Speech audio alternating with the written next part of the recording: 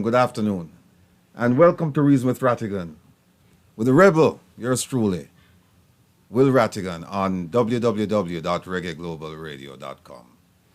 As a reminder, my YouTube channel, please like, share, and subscribe. And again, there is no cost associated with subscribing except an investment of your time, and I think it's well worth it. And based on the responses I've been receiving, people think that it's a worthwhile venture. So tell your friends, tell your families, even make up with the enemies and tell them. You know, you never know.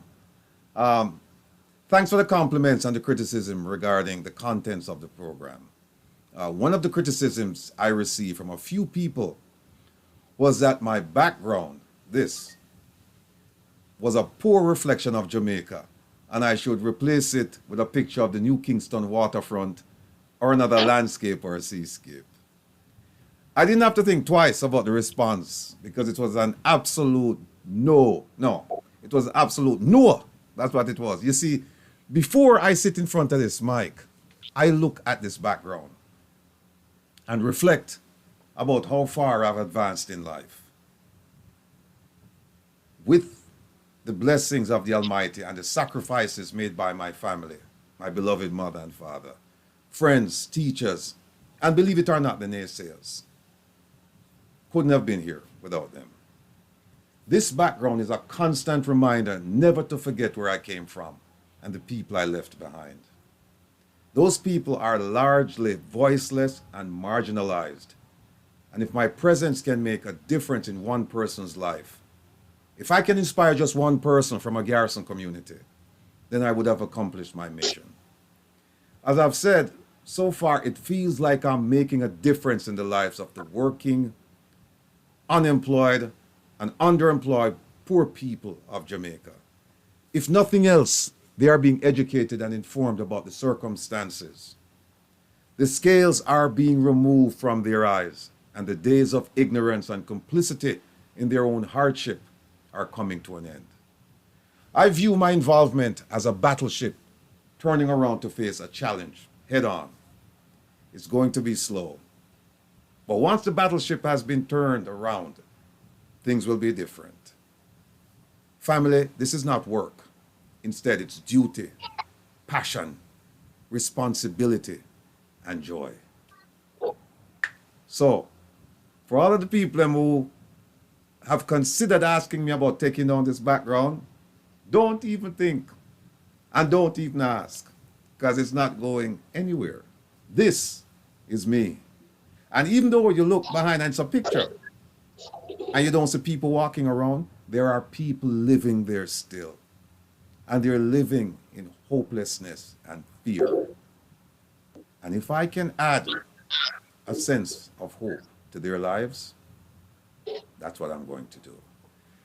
So, family, today my guest and I, and by extension you, will reason about some of the things, the news coming out of Jamaica.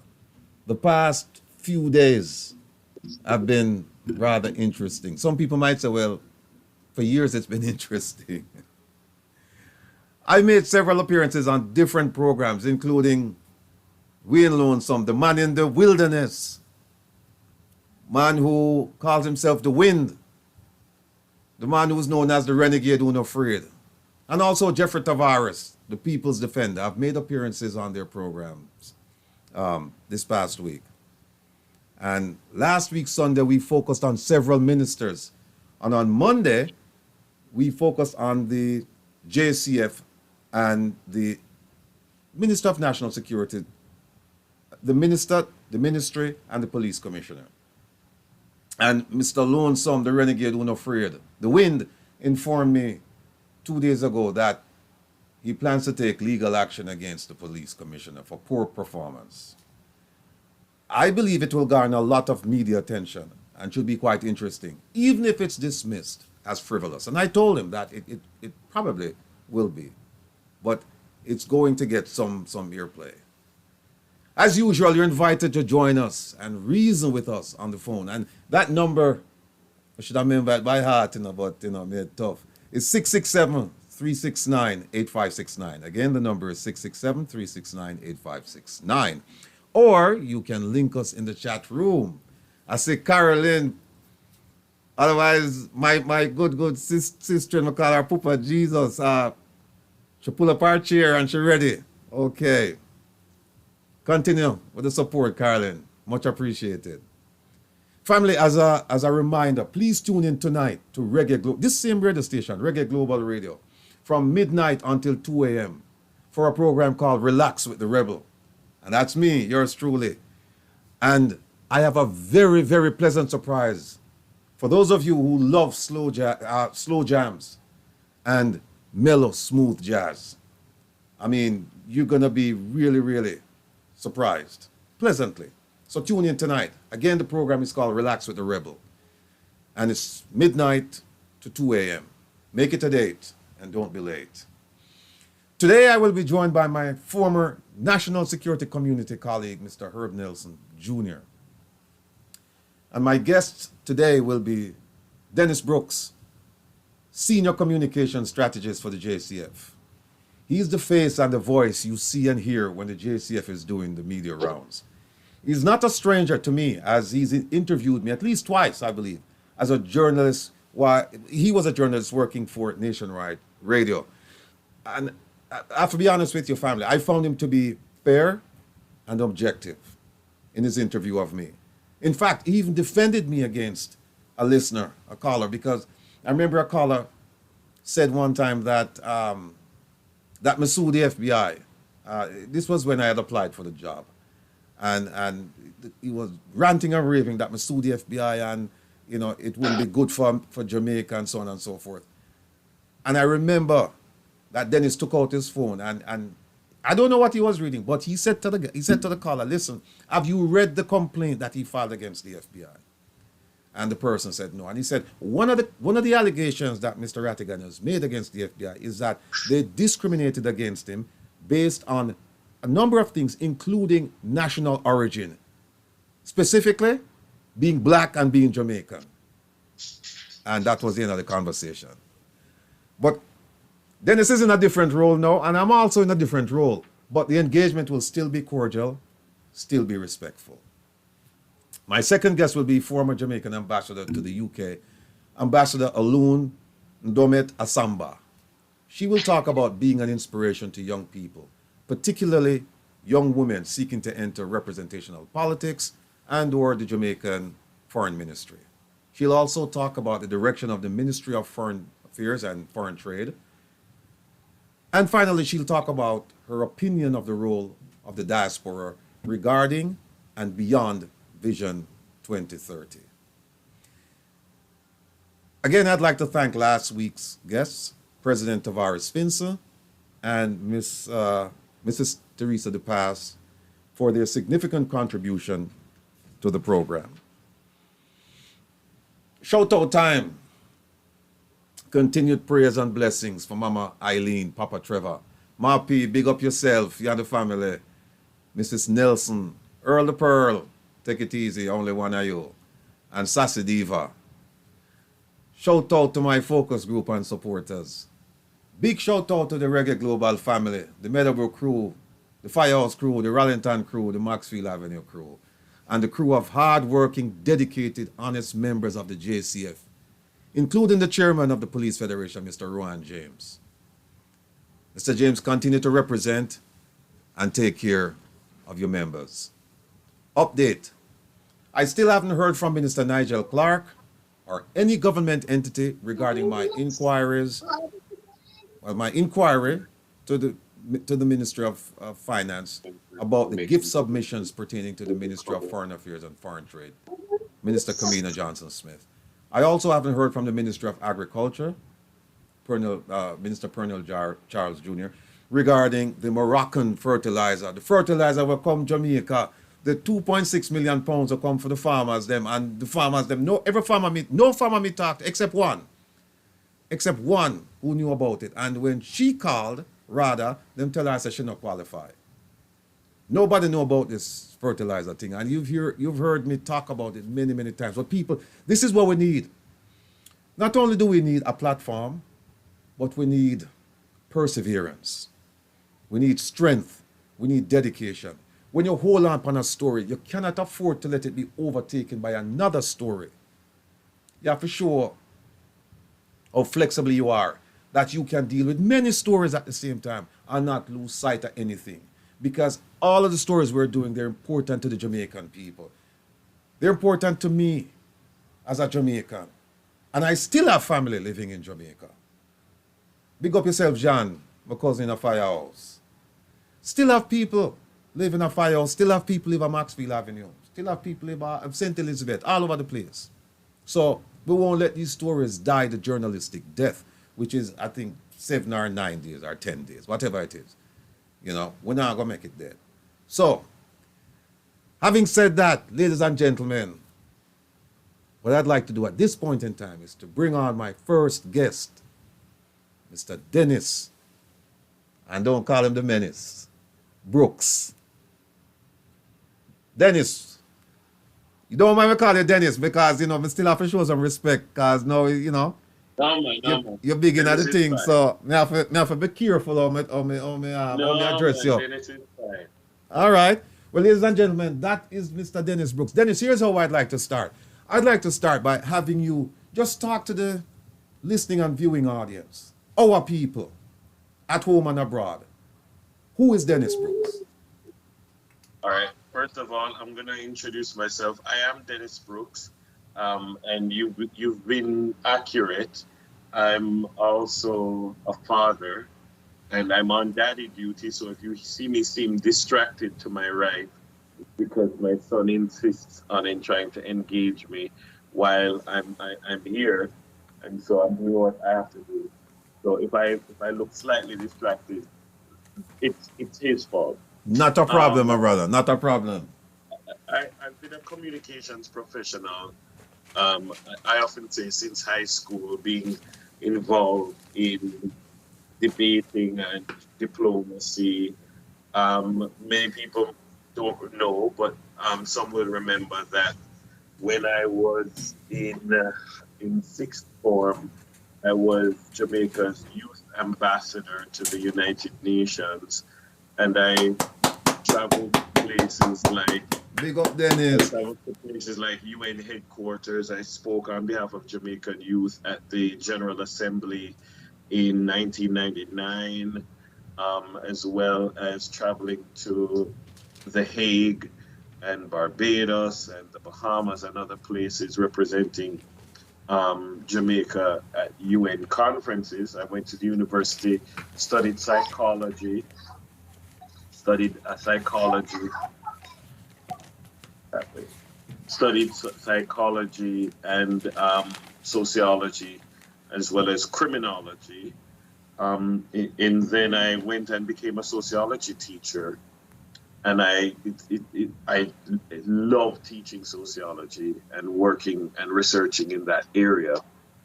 And so I worked as a sociology teacher in some at the university, at in high schools in Kingston. And I've also, as you said, been a full-time journalist, um, which I think helped to recruit me to the Jamaica Constabulary Force. And so I guess because of my unique position, being a student and a teacher, put it down, of sociology and criminology, and being a journalist and understanding the issues and taking some of the perspectives that I did, I was recruited by the current commissioner who was trying to transform the JCF. And one of the areas of transformation was communications and stakeholder engagement. And since 2019, I've been working for the Jamaican Constabulary Force. I've changed gear. Before that, I mean, I would have interviewed you as law enforcement. Now you're interviewing me as law enforcement. What a It's world we funny live how it in. come full circle that Right. I'm on the other side. Right. But I try to learn as much as possible. And I think that you interviewing you helped to color my views and my opinions about many things law enforcement related and what we can achieve as Jamaicans if we try to modernize this organization that we call the JCF. And I think that one of my big challenges in seeking to be a part of the modernization and transformation process is helping the JCF to tell its story. And I don't think that the JCF has been I don't think that the JCF has been good at I'm not right now, I'm coming. Has been good at telling its story. And so many people, there are many positive things happening that people don't know about. And so a part of my job is to be able to educate people and to engage people and hear what their issues are and let them know what is happening and what can possibly happen.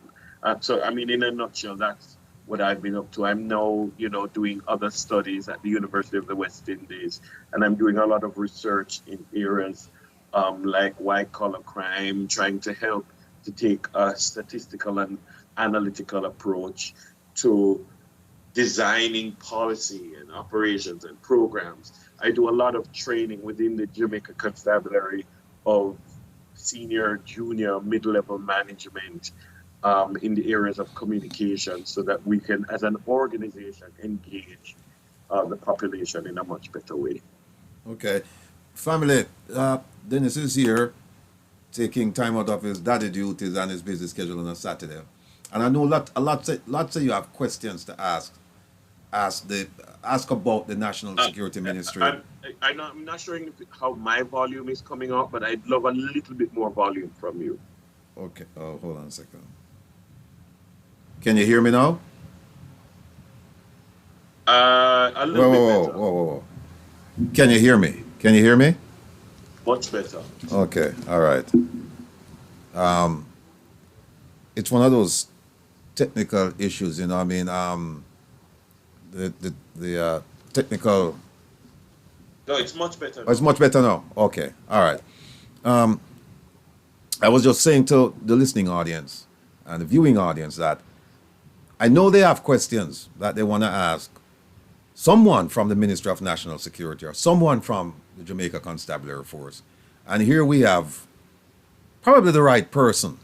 When I say probably, I mean other than the minister and the permanent secretaries, as a general rule, they don't submit to interviews. But this is Dennis's job, right? And you heard him say that his job is to educate people about the things that the JCF is doing.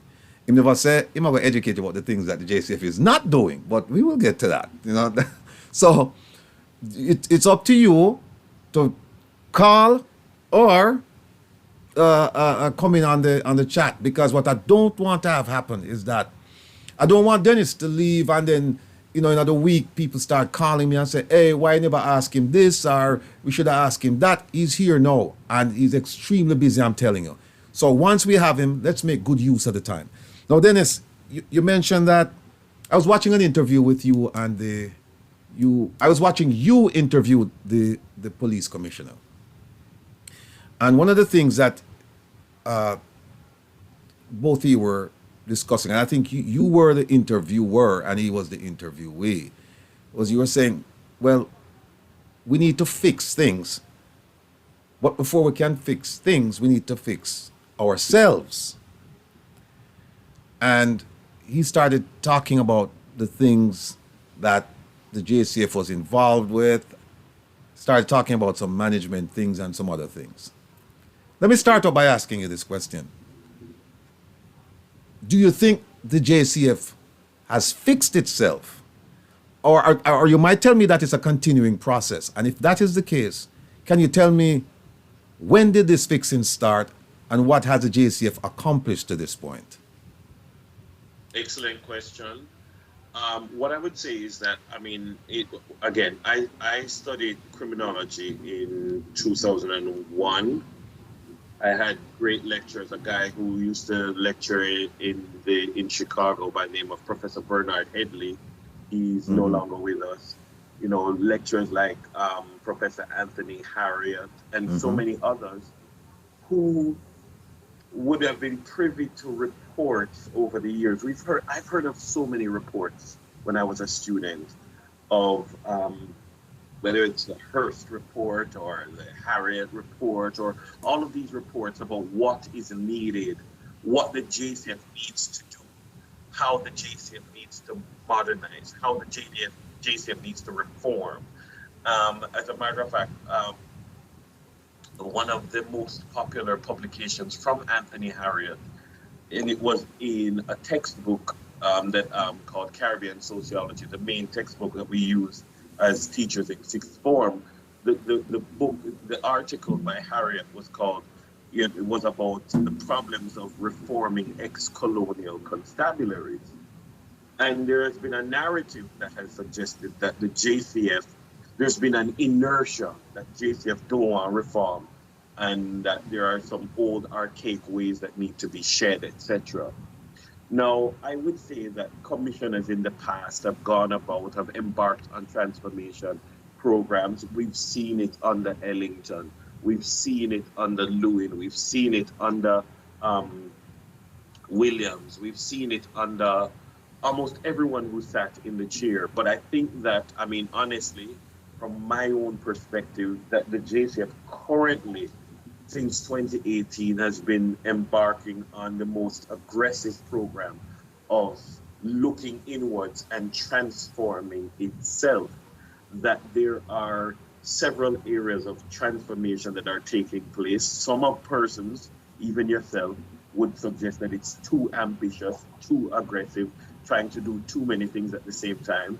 But I would say that there are too many ways in which persons limit what they think the JCF can do in terms of fixing itself. And there are low-hanging fruit and there are more high-hanging fruit. And we're going after all of the fruit. And so you've seen areas in modernizing communications and stakeholder engagement. And persons tell me every single day that they really respect the changes, the modernization in how the JCF looks, in how the JCF communicates with its public.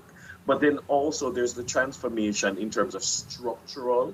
So we're seeing a lot of structural transformation in terms of actual institutions within the force. So we've seen, for instance, the transformation of mobile reserve into specialized operations, which is now a center of excellence in terms of higher levels of policing.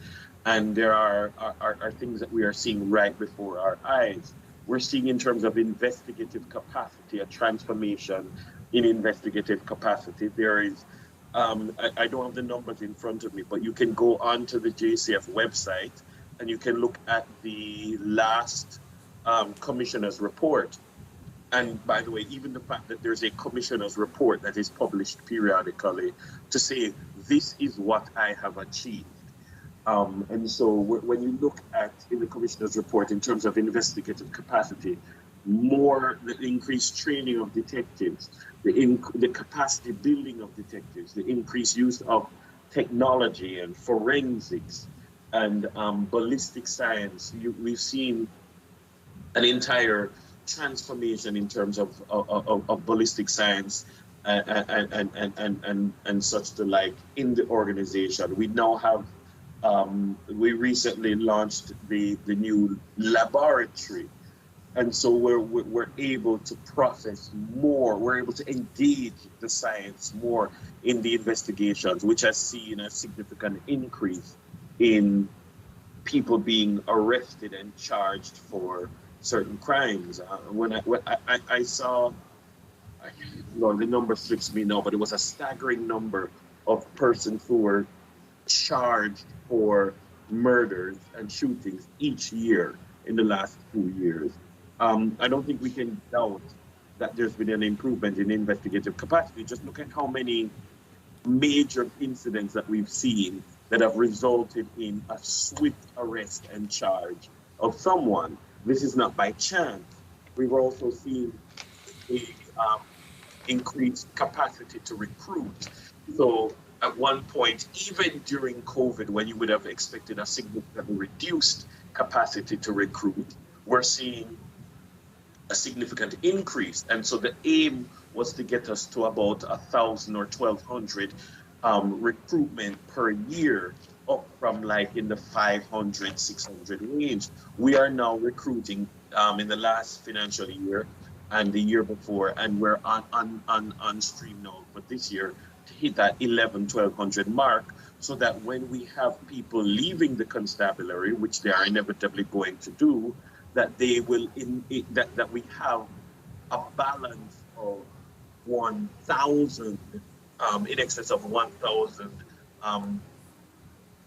members joining each year, which will, we are on course to hit that 15,000 mark. We've been trying to hit the 15,000 mark for years, and because of the attrition rate, you just can't, because of you're not bringing in people quickly enough. Now we are significantly improving recruitment by having Tranquility Bay, Harmon Barracks, and the National Police College of Jamaica simultaneously recruiting batches. We just put out a batch last week of nearly 300. We, prior to that, put out 2 batches of over 300. And so in one financial year, we are bringing in more police than we've ever been able to do before.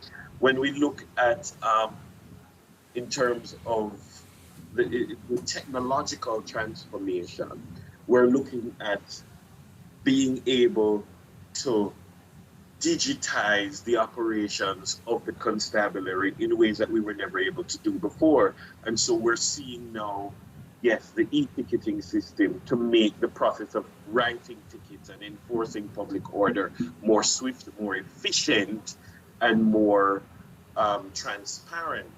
We're looking and we're seeing, in terms of the whole database, being able to run a license plate from a vehicle that has license plate recognition cameras, and you immediately know who you're dealing with. And we have the computer system, we have the smart check system, not only in the vehicles, but also on specially designed mobile devices in the officer's hand.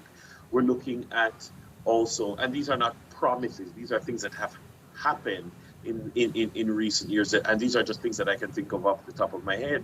When we look at, we are the only constabulary, certainly in the region, Latin America and the Caribbean, and possibly in the Western Hemisphere, that has moved towards the process of ISO 9001 certification of certain services within the organization. What does that mean? That there's a certain consistency of quality of service that is delivered at, for instance, our 119 emergency, at the commissioner's office, and at certain key police stations that are piloting, and now we're moving into the second phase. And when we engage the ISO team, they're saying they have never seen a capacity to transform and a willingness to transform in a public sector entity of any kind, much less a constabulary. And so, and I am familiar with, prior doing interviews, prior to joining the JCF, with entities that were pursuing ISO 9001 certification, and 4 years later, they're not certified yet, and the JCF has done so. People don't appreciate, I think, the fact that the JCF is a very large organization with different departments and formations, each with their own organizational culture. And if the JCF is much bigger than NCB, much bigger than Scotia BNS, if you add them all together. And so the work of a commissioner of police, if he was a corporate head, if he was a chief executive officer at an organization this size, delivering the services, we deliver over 21 services to the public. When we look at recently the significant increase in demand for criminal records, we transformed the criminal records office within months, moved it online, and now there are no long lines standing up outside the criminal records office anymore. So I'm just saying that we are seeing transformation taking place all over. We have never seen this many police stations refurbished or constructed in the history of the organization. In terms of fleet management, that is also ISO 9001 certified as well. So, I mean, people tend to criticize, and we go to work every day to protect the people's democratic rights to criticize us. So we're not afraid of criticism, but people criticize largely because they don't know the depth and breadth of the work of a commissioner of police. The commissioner of police has been called not just to reduce violence, not just to reduce all categories of crime, but also to transform the organization, also to deliver on the many different corporate services that a constabulary has to deliver upon. And when we look and we see the work that the commissioner has delivered, I don't know that one can question legitimately whether or not he's done his job or he's been doing his job.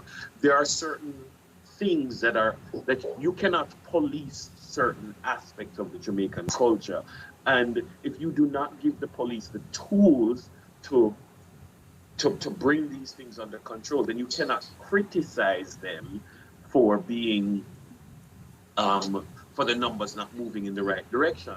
But I would put it to you that even now, earlier this year, when murders were minus 55%, and minus 44% and minus 34%. Murder right now is minus 23%. And major crimes, all major crimes are down right now, minus 23%. Shooting is down minus 15%. Rape is down minus 53%. Robbery is down minus 32%. Break-in is down minus 6.4%. I'm asking, like, how do you define someone who's doing a good job? Because if this was the equivalent of someone working in corporate Jamaica, they would be hailed as the most consequential leader in their field. And I think that this commissioner will go down when he's gone as possibly the most consequential police commissioner in the history of the organization. All right. Now, you've given me a lot to chew on, and I've been taking copious notes. Now, let me start with the last point first. You said that if he were involved in corporate Jamaica, he would be hailed as being, in other words, successful. Now, let's look at service deliverers. But before we do that, let's talk about how his constituents feel about him. His constituents meaning all of Jamaica, right? Now, from what I'm hearing, not from you, but from others, what I'm hearing is that the criticism is definitely leveled at the police, yes. But it's more so leveled at the police commissioner. So given the fact that you're saying that, you know, he's done all of and we'll get to the transformation. We'll get to the transformation because there's a different side to that story. Question I'll pose to you at this point is, if he's so successful in delivering all of these deliverables to his constituents, the citizens of Jamaica, then why is it that he received a 91% disapproval rating? Well, first of all, a 91% disapproval rating from who? So now, well, wait a minute, hold on one second. This gentleman, I think is Anderson who did this poll. I've never heard anyone take issue with the poll. In fact, even with the 91%, and I think the commissioner's boss received a 93% disapproval rating. I never saw anything where in the media where anyone said, oh, that poll is incorrect, or they used the wrong methodology, or they interviewed the wrong people, or they asked the wrong question. I never heard that. Never heard that. It was accepted, right? By and large, it was accepted that, look, this is accurate. 91% of the people polled said that this commissioner is failing. Now, here's my and that question. I need you to think about that and give us an answer. But my question about it is this: you've given us some remarkable figures about crime being down, violent crime, this, that. But see, I'm going back to my old FBI days now. Crime has two components as far as the citizens are concerned. One is a statistical component. So, you can show them that, look, crime is trending down. That's good news. But there's another component, which is that people must feel secure about it. And if you ask, I haven't done a study, but I dare say if you ask anyone in Jamaica, or if you did a poll in Jamaica right now, most people would tell you that we don't feel safe. Despite what the numbers reflect, we still don't feel safe. And so that's number two. Point number three is that you said there's a constant. By the way, when did you join the JCF? Was it 2008? 2018? No. When did who? You. 2019. Okay, because you said that since 2018, this transformation has been going on. No. What I said was that the transformation in various ways has begun before, but I think that since 2018 and this police commissioner taking office in 2018, that the pace of the transformation, the pace of the modernization has been more aggressive and progressive than it has ever been. Good. And I think that, yeah. Perfect. Now, let me throw something out to you because I've been in contact with. Boy, you're giving me a whole heap of questions. But you give me, but brethren, look, you talk for about 15, 20 minutes, I've seen my notes then, yeah. You told me to talk, brethren. Yeah, of course. But then at the same time, you have to make me talk too. You have to make me ask a question because the people. All right. The third point is that you mentioned about the transformation that and I stand corrected. You said it started before, but it took on speed since 2018, then, so to speak, right? Part of that might very well be the fact that the minister said that he had a budget of 1.2 billion US dollars to spend for fiscal year 2016-2017 to fiscal year 2022 to 2023. But be that as it may, when you talk to the Police Federation, they will tell you that, and I'll enumerate the deficiencies. They said, we don't have enough vests. In fact, a policeman who was killed late last year, they said he wasn't assigned a vest. If he had been assigned a vest, he probably would still be alive today. They have no vests. They have the non-lethal repellent, collapsible batons, pepper spray, not enough. Vehicles, definitely not enough. I mean, just this week we heard of people, policemen hailing cabs to respond to crime. Uniform. Just this week again, we saw a video of a policeman marching at a funeral with an imbutila tear off. And apparently there wasn't an inspection done because his clothing was ill-fitting. Remuneration. Right now, the police, they don't have a contract. And in fact, the overtime thing, I think it kicks in on April 1st or first week of April. And the question is, how can that kick in when you don't even have a contract? Working conditions. You mentioned that they're building and they're refurbishing police stations. But still, the working conditions, and again, I'm not talking about reading this in the newspaper or talking to Joe Blow citizen. I'm talking about my interactions with policemen and women. Work conditions, poor. Weapons, guns, they haven't assigned weapons to all of them. In fact, it's increasingly dangerous for some of these men because they come from garrison communities and they can't afford to buy their personally owned weapons. They can't afford that. So when they show up, and I heard this from the police commissioner himself on Cliff Hughes' program, he said that we don't have enough guns to issue to them. So when they show up, some of them, they have to sign out a weapon, and then they have to sign it back in at the end of their shift, and then go home defenseless, right? And I mean, I could go on and on and on. So the question is, where is this disconnect between the transformation that you've so eloquently spoken about and the stark reality that these men and women face? So I've given you like 3 things or 4 things to ponder and talk to us Boy, about. you're giving me more. You're giving me more I than give you three more? or four. Okay, all right. Well, Yeah. I take back some of them. Let's start with first 3.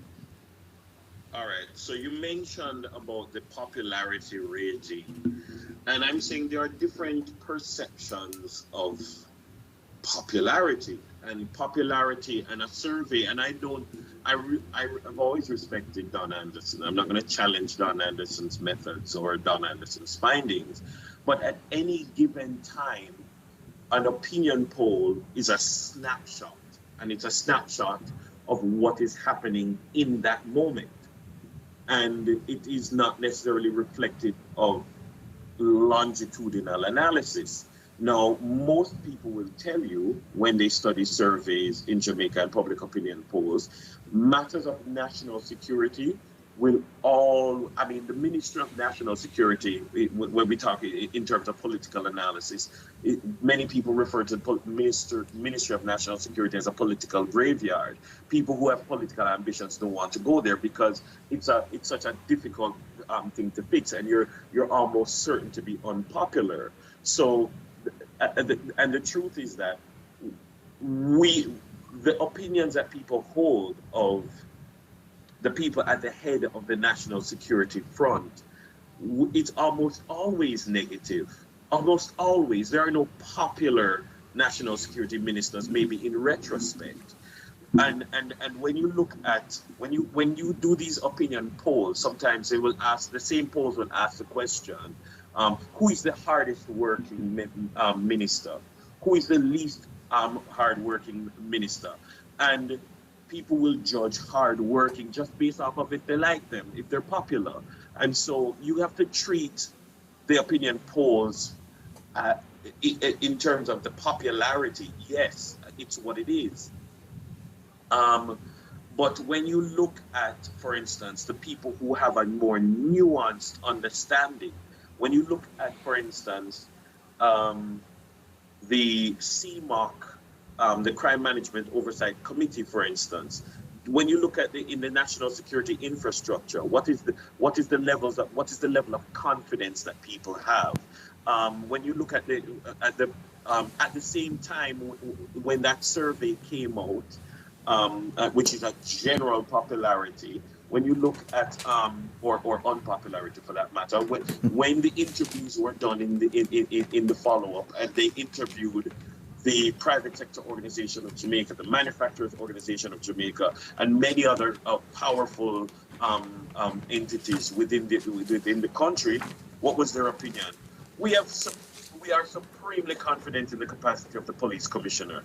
When you go down into Western Jamaica, and they express full confidence in the police commissioner. So I mean, you take a nuanced analysis of it, because I mean, yes, in the general average Joe walking on the street, are they familiar with the things that are taking place as would be other persons? When you interview journalists who interview the powers that be, do they hold the same position views? They don't. So that would be my response to that. In terms of people feeling safe, and if you walked up to the average person and asked, do they feel safe? There are studies that do this, and I would recommend you read the last.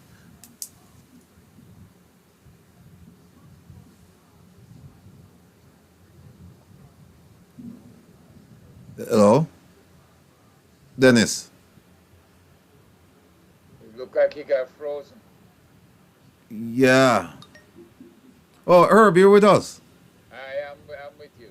I'm with you. Been with you. Oh, okay. So you may have to call him back. All across the country. Are you hearing me? Yeah, I'm hearing you now, but I didn't hear. Could you repeat what you said for last, like, We lost 15, 20 seconds? minute or so. Right. So I'm saying the Latin American Public Opinion Project, the LAPOP study, looks at, so it's not just, it looks beyond the crime statistics and looks and asks people what their experience of violence or what their experience of crime is. And the lap-up study peels away then at this onion of public opinion as it relates to security and other matters. One of the brilliant questions that they ask and identify, they find that overwhelmingly, when you interview a Jamaican, they'll say, yes, I feel safe here, but I feel safe in my community, but I don't feel safe in a town. So like the person who lives in Old Harbor feels safe in Old Harbor, but them not feel safe in a Spanish town. Or the person in Spanish town says, yeah man, I feel safe in Spanish town, I feel safe in Ellerslie Pen or in Tars Pen or in Homestead, but we don't feel safe at town. And the person in town says, I don't feel safe up a half a tree. And what it finds is that many people will, in expressing whether or not they feel safe in their community, but there is this sense of the other that they don't know about, that they don't feel safe about. And when you look at that now from a sociological lens, what that is saying is their opinions are colored by the narratives in mainstream media. So they're hearing about other places and saying, why Jamaica not safe and Jamaica mash up? And then you ask them, but do you feel safe in your community? Yeah man, my community good. But Jamaica not safe. Why? Because of the narratives that they consume.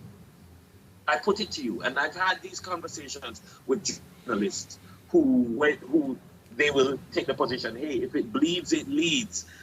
They go with the most sensational headline. But like, for instance, I asked the question, if the economy grew by 2% last year, would you say that the economy is booming? No. If the economy contracted by 1%, would you say that the economy is spiraling out of control? No. Okay, so why is it that if murder increases by 1% or 2% or 2.7%, you report that with murder spiraling out of control, so and so and so, 3 people died yesterday in a shootout, so forth and so on, as murder spiral out of control in Jamaica. And I ask journalists all the time, who benefits from this analysis? And I ask it all the time because I hear on any given day in Jamaica, murder spiraling out of control. And I get a statistical report every single day of the year since I joined the organization. And since I have been in the organization, there have been years when murder goes up 7%. There are years when murder goes up 11%. There has never been a year since this commissioner has been in place that murder has gone up above 3.5%. And if it was a financial institution, we grew by 3%, or we grew by 1%, or we declined by 2%. I asked journalists, financial journalists, if GDP grew by 2%, what would you call it? And they say we'd call it marginal or nominal or negligible growth. But if murder increases by 1%, murder is spiraling out of control. I'm saying even now with murder minus 22%, we're not celebrating minus 22%. It is good that it's down 22% when compared to last year. Let me finish up that point. I wanna ask you something. Finish up that point. And I still hear with the spiraling murder rate. Understand that when we, over the last 20 odd years of being over 1,000, there is no good year over 1,000 murders, with over 1,000 murders. But if you're going to analyze it statistically, murder is, in the last 5 or so years, has pretty much stabilized, because it's usually in Jamaica, if you have a reduction of 2%, you're going to have an increase of 5% and and it just going up and up, and it is relatively All right. in a stable Let, path let me the let me last few let me years. just make an announcement here to the listening and viewing audience. We have with us today Mr. Dennis Brooks, the communication strategist for the Jamaica Constabulary Force. People, this is a man who can provide you with the answers, not me. I can only ask the questions. So I'm urging you, I'm begging you, I'm pleading with you. If you have questions about anything he said or things he hasn't said, please feel free to call in and ask him. If he can answer, he will answer. He's already explained to me that there are certain areas in which he cannot delve into. And I understand, and it's for good reason. But And there are the certain things like I don't work for the Ministry of National Security. security, I work for the correct. Jamaican Right, Constabulary Force. So there are right, certain things that are the remit of the National Security Ministry, so you'd have to ask them. right. We understand that. And we also have with us Mr. Herb Nelson. I don't know where he just answered. He just answered me. I don't see him, but I know he's somewhere around here. I'm He'll seeing him. Yeah, he'll jump in and he'll ask his question. But let me just two things. Hold on. Okay, because there are some other things that you mentioned as well. No, That but I what I want wanted, I just want to let me just talk about the two things you just discussed, and then we'll go on to the others. Right? Sure. You call it a popularity poll. I don't think Mr. Anderson would. I think he would take issue with it if it's described that way, right? Or you use the word popularity in addressing the question, and I don't think that would be.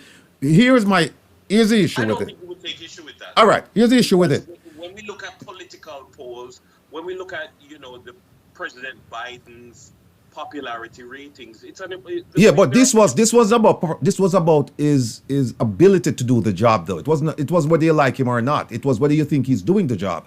Now, here's the thing. No one argued with the poll. The arguments you're making today, I didn't hear them when the poll came out. But I'm not arguing with the polls. Okay, no, but I'm not challenging but here's the polls. thing. Here's the thing. What you're saying is that you're making it seem some people would say that you're couching it in such a way to kind of diminish the effectiveness of the Jamaican people, to say we don't believe that this person is working is doing what he should be doing. He may be trying, but he's No, certainly not no, succeeding. All right? no. All What right, I'm go saying ahead. is, if you ask the average Jamaican, Yes. is the police commissioner doing a good job? Yes. They're probably going to say no, because they think a good job means murder is stopping. And let me ask you a question. Does that count for anything? If the average Jamaican say we don't think he's doing a good job, does that count for anything? Or should we just ignore it and say, it's just that? Right, it counts for something, and it is a something that on the back end we analyze and seek to understand. But what I'm saying is, there are others. For instance, there are criminologists, there are former law enforcement persons, there are academics, there are journalists, etc., who are going to then look and say, yes, but if we ask the question, what is doing a good job? What is a good job? Okay, let me turn your attention to the RSO. No, finish. I'm sorry to interrupt you. Finish the point. Right. And so persons will naturally give an opinion based off of what they think a good job is. And I'm saying that there are persons, it is like if I say to you, is the head of NCB doing a good job? Well, that depends on your answer is going to be a reflection of what you think an head of NCB should be doing, or what is the job of the head of the NCB. And I'm saying that the commissioner of police has a particular job, and there are many dimensions to the job that persons are completely unaware of. And so if he's doing those things, they will not know, and they will not add those. One quick thing, Dennis. For those of you listening on the radio, the commercial side, we're going to go through the commercial break, but on the streaming side. So if you're listening to us and you're not viewing us, and you want to be a part of the engagement that we have with Mr. Brooks, then I would suggest that you come over to the streaming side. And then if you want to go back to the radio side after the commercial break, then that's fine. But that's where we are right now. Finish up your point, sir. Right. So I'm saying that, for instance, if the commissioner has been brought in and your brief is this organization needs to be transformed. It needs to be hauled into the 21st century. We have this, for instance, there is an area of academic study called that looks at the fourth industrial revolution, which is a whole new dimension of the civilization in which we live. And so we have to make the Jamaica Constabulary Force fit for policing in the fourth industrial revolution. A part of your brief is to transform this. Right. Your, yeah? Yeah. Your job is to modernize investigation. Your job is to modernize infrastructure, to do this. So I'm giving you 21 things. And of course, your job is to bring murder under control. Okay. If you're given a job and to look here, the most popular, the most known thing, the most front-facing aspect of your job will be to paint the house. But inside the house needs a complete overhaul. If people are walking by and they see the house painted and they think he's done an excellent job, and they don't know what is going on the inside. All right. I'm getting a whole bunch of comments here on my phone and in the chat. But let me. Okay. All right. But I don't think I'm going to convince you that the 91% is 91% disapproval rating is justified and that he's not doing a good job. I don't think I'm going to get you to that. But here's something I think you can agree with me on. You mentioned the marginal, the decline or incline or stability of murders in Jamaica. And then you made a comparison to the financial sector, saying that, hey, if GDP drops this percentage or it goes up that percentage, whether it's a boom or a bust. Now, some people would find that kind of offensive. And here's why. Because every time there's a murder, it means somebody's not coming back. Somebody's not coming back. When you say the GDP went down a bit, people still survive. We are Jamaicans. We tough it out. We'll find our way, But when you say, well, it's this, that's a life, and people take that very, very seriously. So I don't know if that's a fair comparison. In fact, I would say No. I have to respond. I have Sure. to respond to that. So I'm saying the comparison is only in terms of how we judge statistics. right. I'm saying, because this is the point that you are making is a point that the commissioner has made many times, is a point that I have made many times. When I come to the JCF and I see every morning the report of the last 24 hours, and I see every name of every person who has been murdered, yeah? When I go to a crime scene, the constabulary force is the only organization that sees every dead body. There are journalists who call me and they say, Brooks, I have no news. Give me a story. And I say, so they murder a man down so and so and so. And the question is, yeah, but what's special about? Yeah, they murder him, so on and so on. And then say, yeah, but I don't use that. That can't make news. Because you know why? Because it's happening so frequently. That's why it can't be news. And it has been that way for decades. Yeah, and my point is, we can't say, yeah, but it's not important to me. We see every single body. Well, the coroner sees the bodies too. It's not just the JCF. The coroner sees. Yeah. No. We as an organization see every single one. My point is, understand this, that when we say we want, if we could, suppose we could reduce the homicide rate, we are pushing 50 per 100,000. To someone else, that's a number. But to us, for instance, if you look at, suppose we could get it to 32 per 100,000. Yeah, that's a number to you. But that means we're now in the region of 800 odd murders per year, which is still, it blows my mind that people could be okay with like we had a good year because we had 1,100 murders. Are you crazy? All right, hold What on. I'm saying is, All right, hold on. I think we beat that one to death, and people can make up their minds. In fact, some people have made up their minds already about your explanation regarding the job being done by the police commissioner. But let me just move on to this.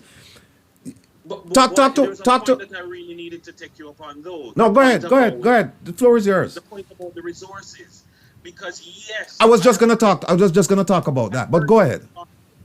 I've heard people talk about the vests and the vehicles and the Uniforms, remuneration, work conditions, guns. yeah, and so, but hold on now.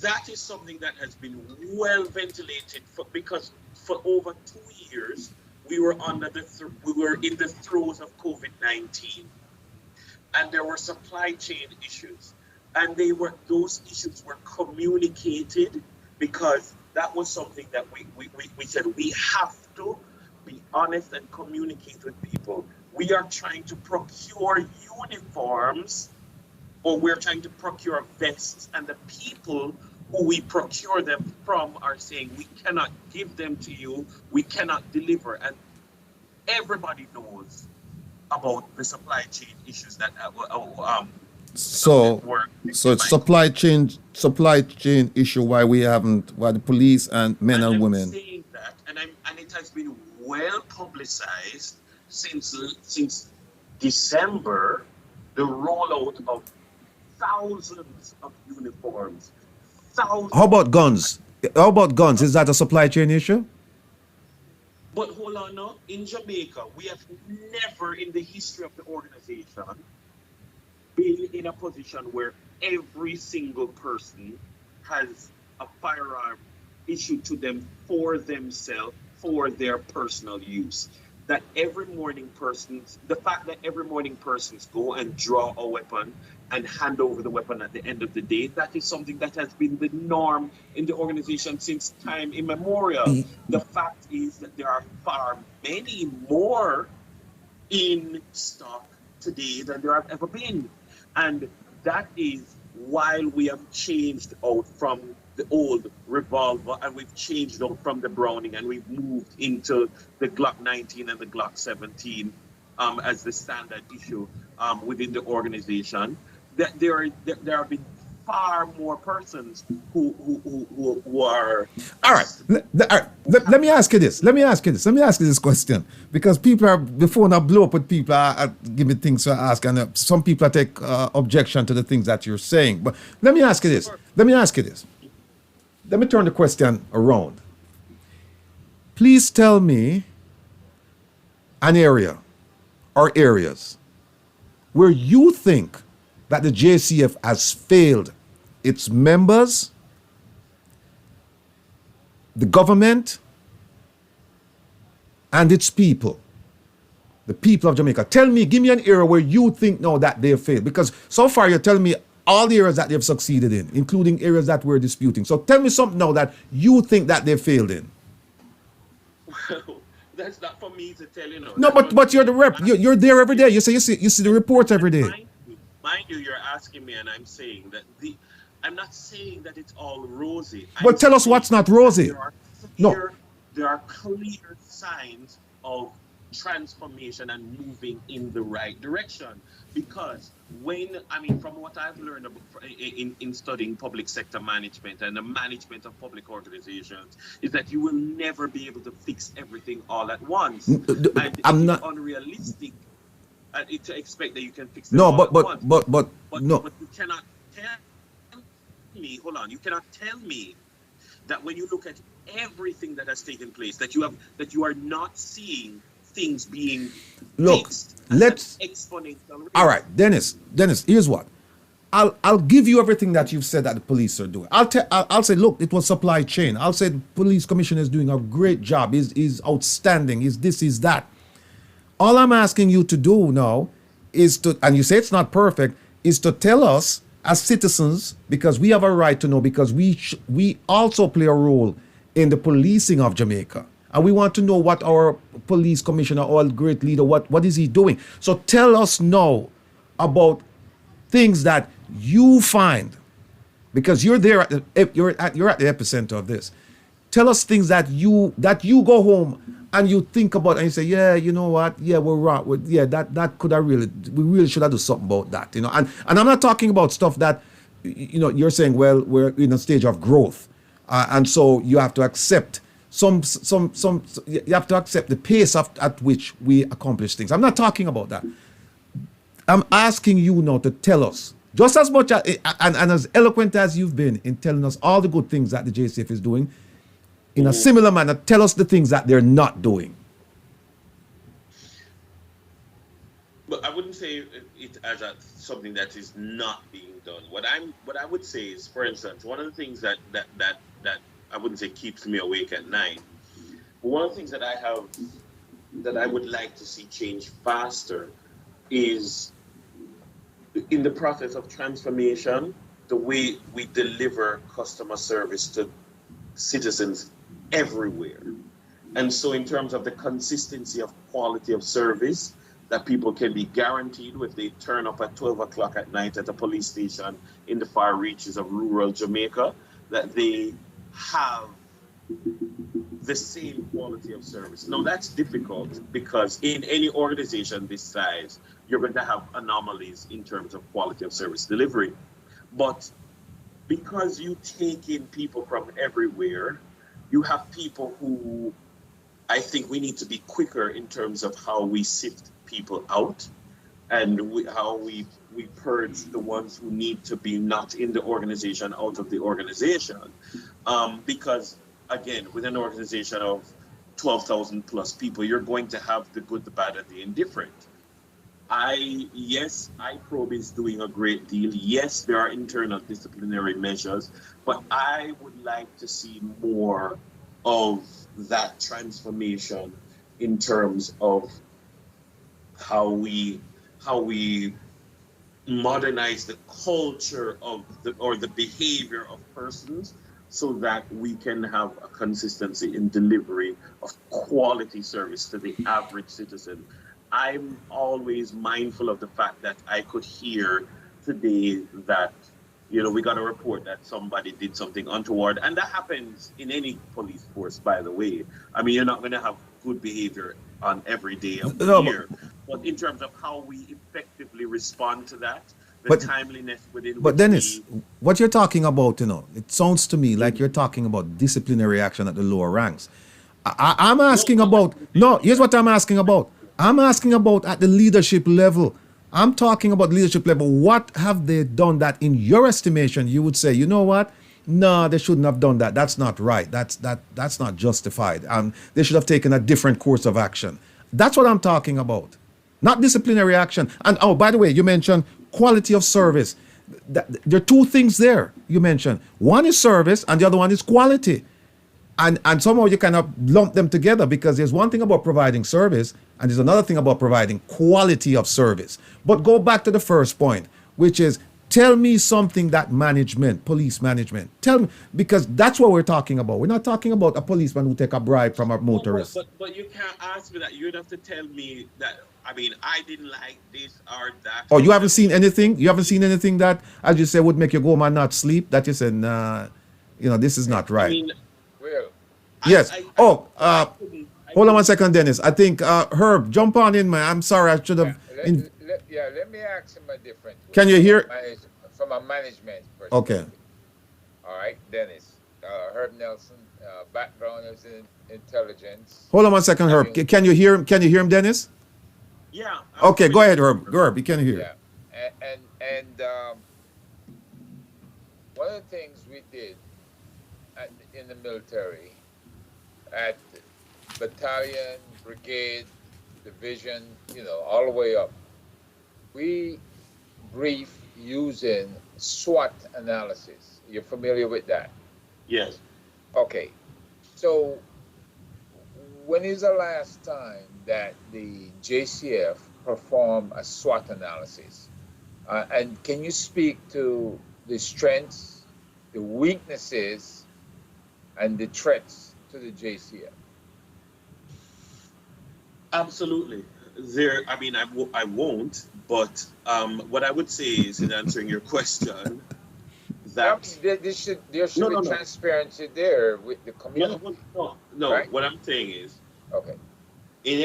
all right. So from where I sit, I am a part of a panel annually that looks at every policing plan. So there are 19 police divisions geographically. There are formations within the organization that are non-geographical, etc. And every part of the organization, in terms of producing a policing plan, which filters into the corporate plan, has to do the pestle analysis and the SWOT analysis. So Portland does a SWOT analysis. St. Elizabeth does a SWOT analysis. Every policing plan, when they're outlining what they intend to do each for the year, their SWOT analyses are done, and those things factor into the operational, the investigative, the communications, etc. There's a model that we follow every single year, and then also at the executive management branch every year at the beginning of the year. We had one earlier this year that we then put all of that together in terms of the corporate plan. And so there is that very complex, tedious process of doing that. And so, I mean, I wouldn't share that publicly. Absolutely not. I mean, you're not going to get that out of me. You'll have to get that from somebody else. But in terms of that analysis of strengths, weakness, opportunities, threats, looking inward and outward, that happens. That again, the pestle analysis approach, that happens, and we use the IIOII approach in terms of planning out um, the, the, the the the the strategy for the year. So every policing division focuses on its intelligence, strengths, and weaknesses, opportunities, and threats, and it's intelligence SWOT, it's investigative SWOT, it's operational SWOT, it's information SWOT, everything. It's intervention SWOT, everything. Okay. Every Having year. having said that, February 2021, the Minister of National Security, Dr. Chang, said in his assessment that all the areas that you mentioned, the rape, the burglaries, all this stuff was down except for the murders. Mhm. And he said he would give the police commissioner 18 months. This is in print. 18 months to get the murders down. 18 months was up in August of 2022. Concurrently, did the police commissioner put the same requirement on his leadership team around him, as well as the division leaders out there in the various police areas? Did he put that requirement on them? And has he held anybody accountable? Has he held anybody's feet to the fire for the explosion of murders that we see, not just in the corporate area, but in the Montego Bay region, Clarendon, and all the other regions that have exploded? Did he do that to be consistent? Well, I'm not going to comment on what Dr. Chang says, because again, I don't work for Dr. Chang, and I'm not going to go down that road. In terms of internally, I also wouldn't comment on disciplinary action that takes place among persons who are higher up on me in the organizational chain. Not discipline, it's goal setting. Well, but Is he but setting you've seen, goals that have been assigned to him? Is he putting the pressure on the leadership under his command to accomplish the same? I think so. I think we've seen that, and I think that we've seen many in terms of.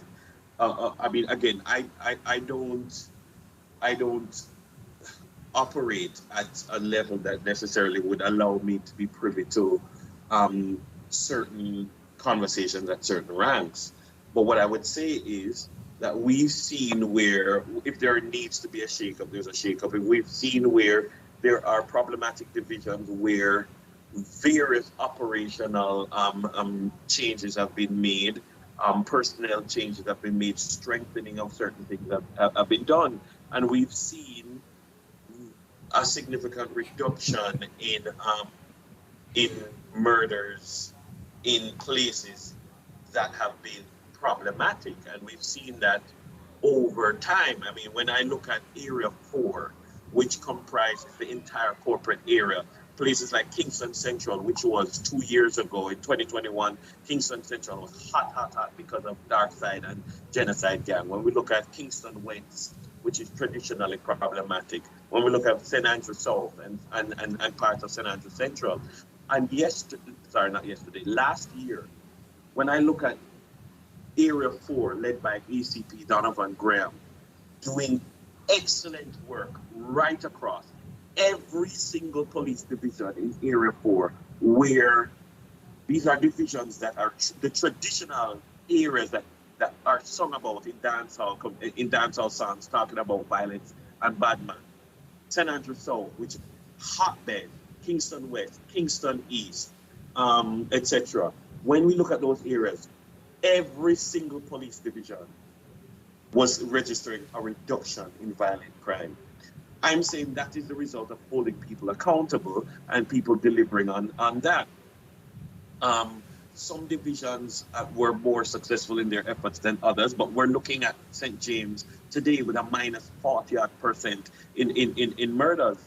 Minus 40%. I was in St. James a few weeks ago, and they were saying, they are supremely confident in the leadership of SSV Vernon Ellis, and they're saying we will continue to work with you. When you add on top of that the work in terms of Operation Restore Paradise in St. James, in terms of public safety and traffic management in the area, just cleaning up the town, taking back the town from the disorder, and everybody falling in line and getting on board. That shows that if you give people the capacity, they will deliver. And that's just a few examples. I mean, Clarendon and other divisions, sometimes it's up, sometimes it's down. But I think that if we're looking at the numbers and we're honest right now, you have to acknowledge where they are. Now, I understand the technical and the other management features that a military chief can bring to the police force. However, from crime management, from the training of the division management, and key detectives within the division to be able to do the job more effectively. I'm referring now to CI management, confidential informants. Do you have confidential informant program, and is it fully funded? Is there a SWOT analysis done of that? Because that's an area in 2016 that I knew was reviewed by HSI down in Jamaica, and it fell flat. So are we looking at a better enhanced confidential informant program where people are being paid handsomely for information? And last but not least, I'll let you go ahead and answer that. I'm of the view that the answer to that question is yes. When I have been privy to matters relating to the development of CHIS, confidential human information sources, I think that we have been doing very well in that regard. I heard the Deputy Commissioner of Police in charge of the Crime and Security Portfolio, DCP Fitzbailey, last year, speaking to a significant improvement in the hit rate in terms of the intelligence packages that are delivered and the results that we get. If you listen carefully, because there's a lot that we can't say, But if you listen carefully to how we try to word certain things, and we say that this operation was an intelligence-led operation, how often do you hear, how much more often do you hear, this operation was an intelligence-led operation, or acting on intelligence, we have seen A, B, C, D, E, F, G. We are seeing more than ever before police intercepting criminals on the way to kill people. We are intercepting persons on the way to purchase firearms. We are intercepting firearms coming into the country. We are intercepting things. We are closing the gap. When we look at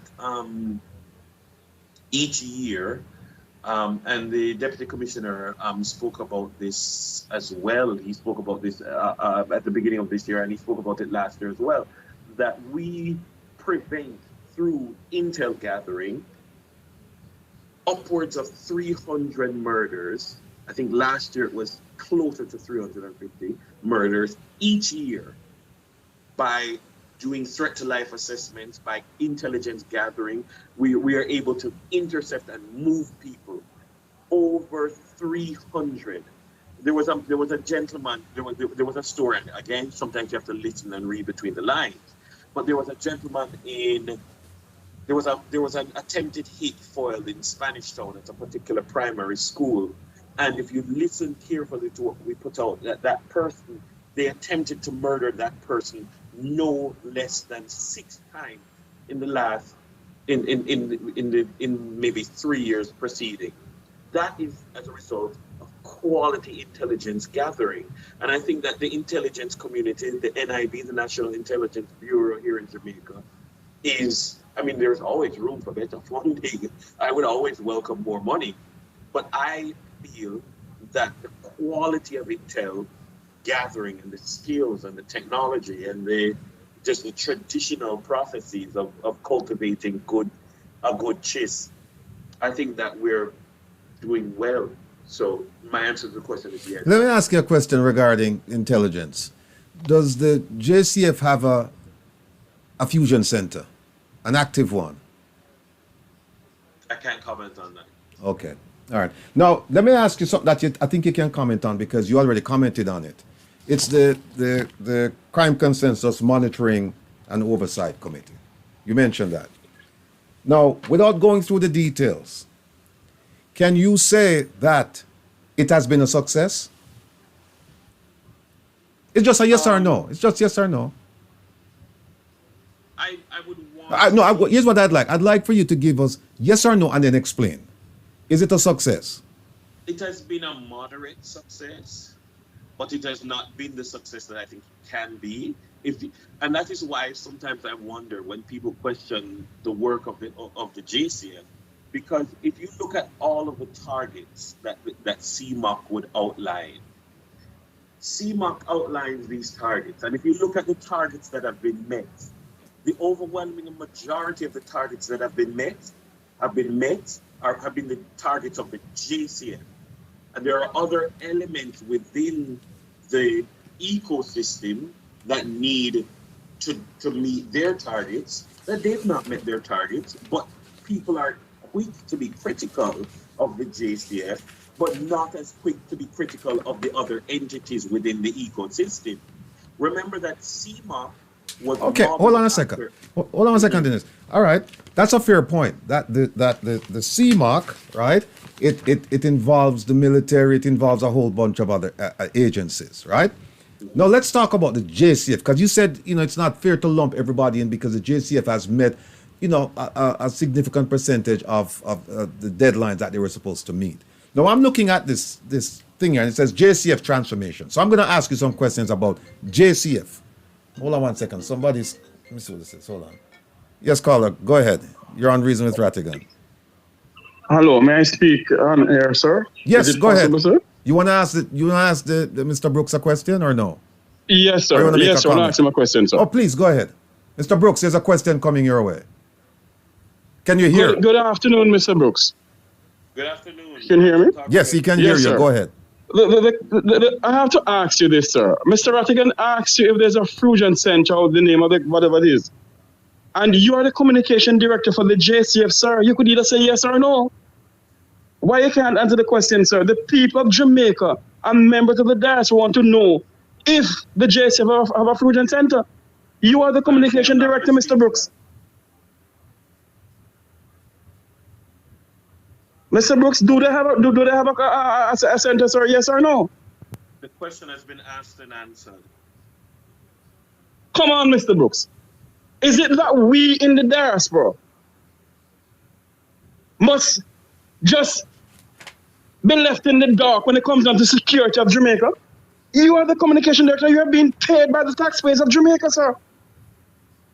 And we need to find out, do they have a Fusion Center, yes or no? Why is it that you come on as a communication director, sir, and when they ask a question, you refuse to answer the question? That makes no sense, Mr. Brooks. Have a good day, sir. Sir, first of all, I respect your opinion. I respect your view. I respectfully disagree with you. I've come onto this program and I have been speaking for more than an hour and answered every question as best as I can. And the one question that I say I'm not going to comment on it, you're saying you're making it seem like I'm doing a disservice to Jamaican people and the taxpayers of Jamaica. I think that's very unfair.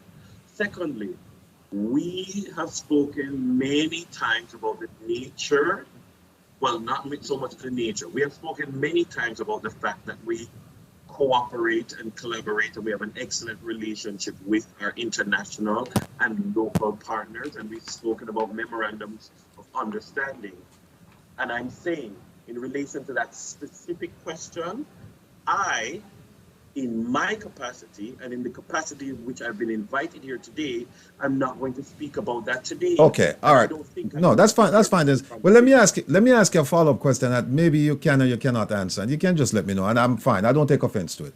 The mayor of New York offered assistance to the country of Jamaica. I think it was last year at a gala celebration, and he said that he's gonna get the NYPD to provide assistance regarding guns being shipped from New York to Jamaica and drugs being shipped from New York to Jamaica. I don't know where the drugs part, I don't know where that came from. But can you tell us what assistance you've received from New York City?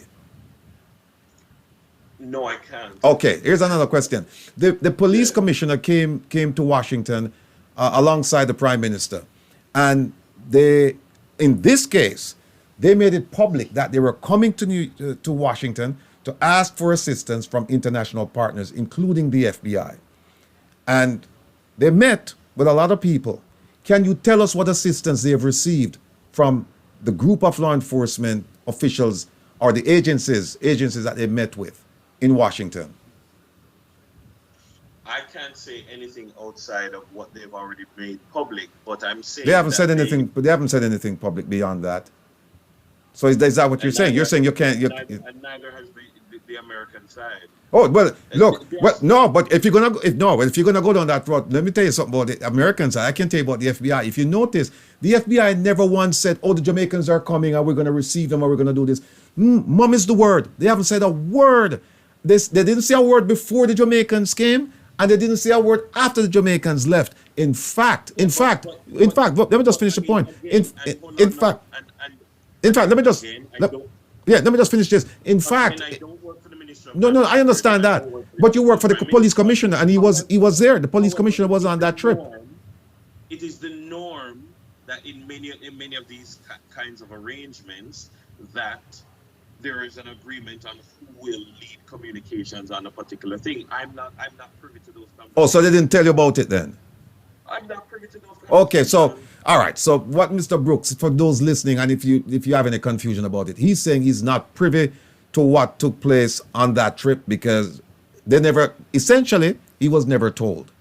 And so people will ask this question, then if you are the communication strategist, why is it that they're doing this thing? And they're communicating because before they left, they made a public announcement that we are going and we have names and we're going to give them to the FBI and other agencies and we're going to do this, we're going to do that.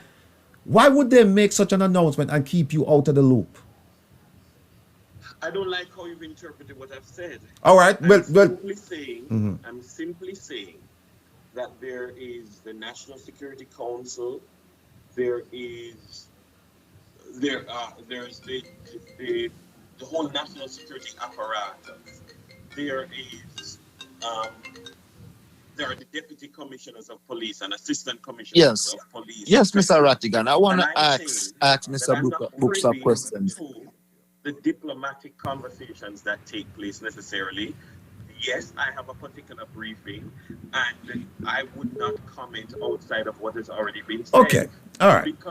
Because if when you have a prime minister and national security minister speaking on a matter, what am I doing speaking on the No, matter? but your boss spoke on the matter. The police commissioner spoke on the matter. And maybe Right? if you No, all right. Hold that thought. We have a caller. We have several callers coming. Caller, go ahead with your question, please, for Mr. Brooks. Mr. Brooks, can you answer this question? Since 2014, right? The murder I'm rate was struggling to 100 hear and this was caller. 1,005. Hold on one Right. second. Can you hear him, Dennis?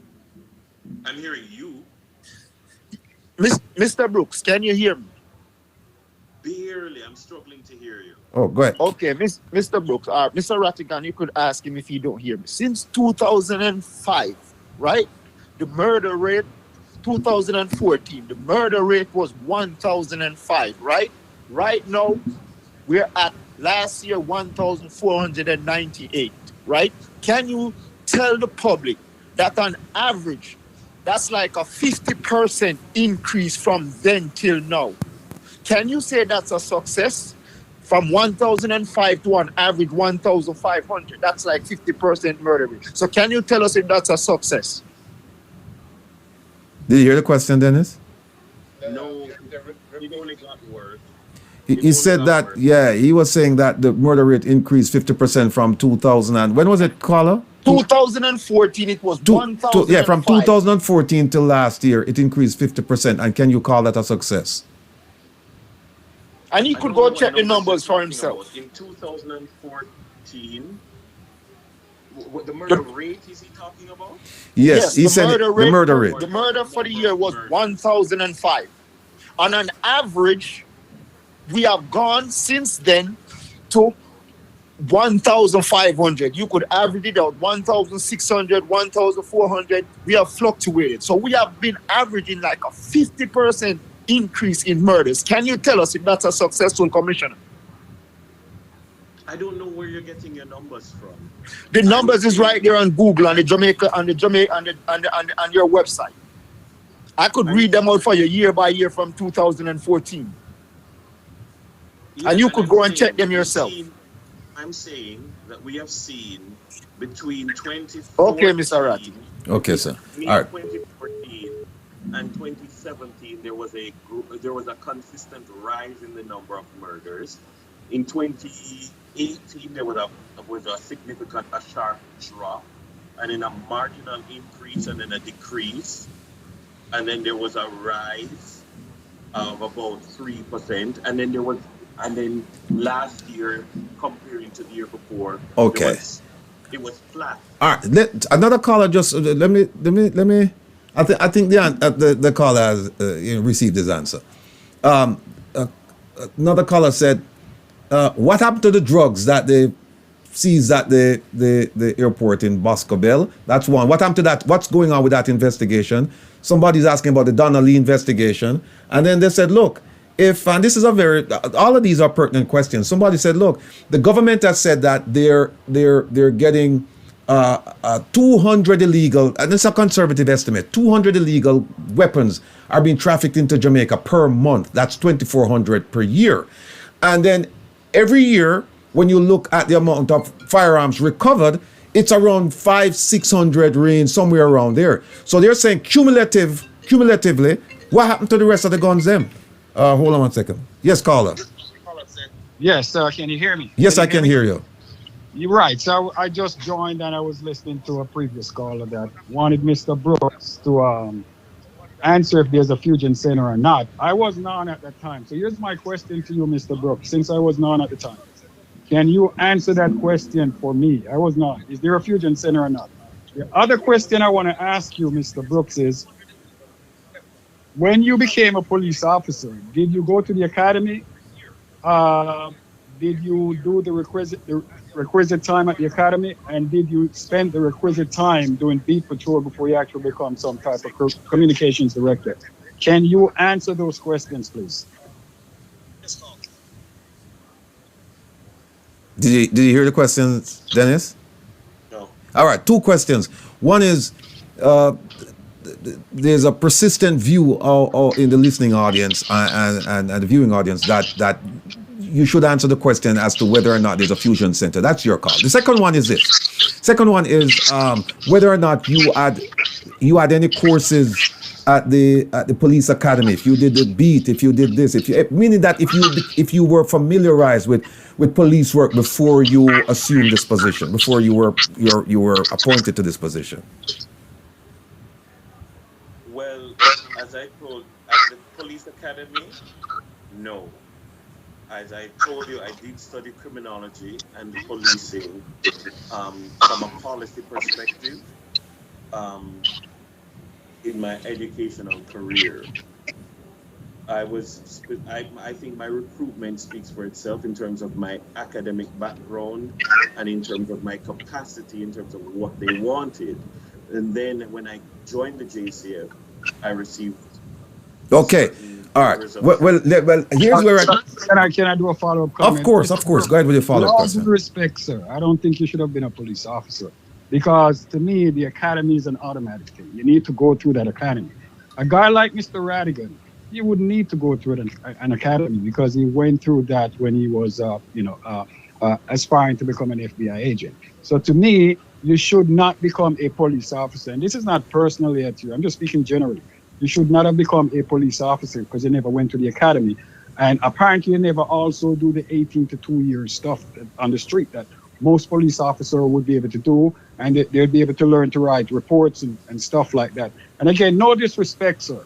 But if this is the type of way we're running things in Jamaica, that's why Jamaica is so messed up. You still need to answer that question, because I was not at the time when they were asking about the Fusion Center, and you still haven't answered if there's a Fusion Center or not.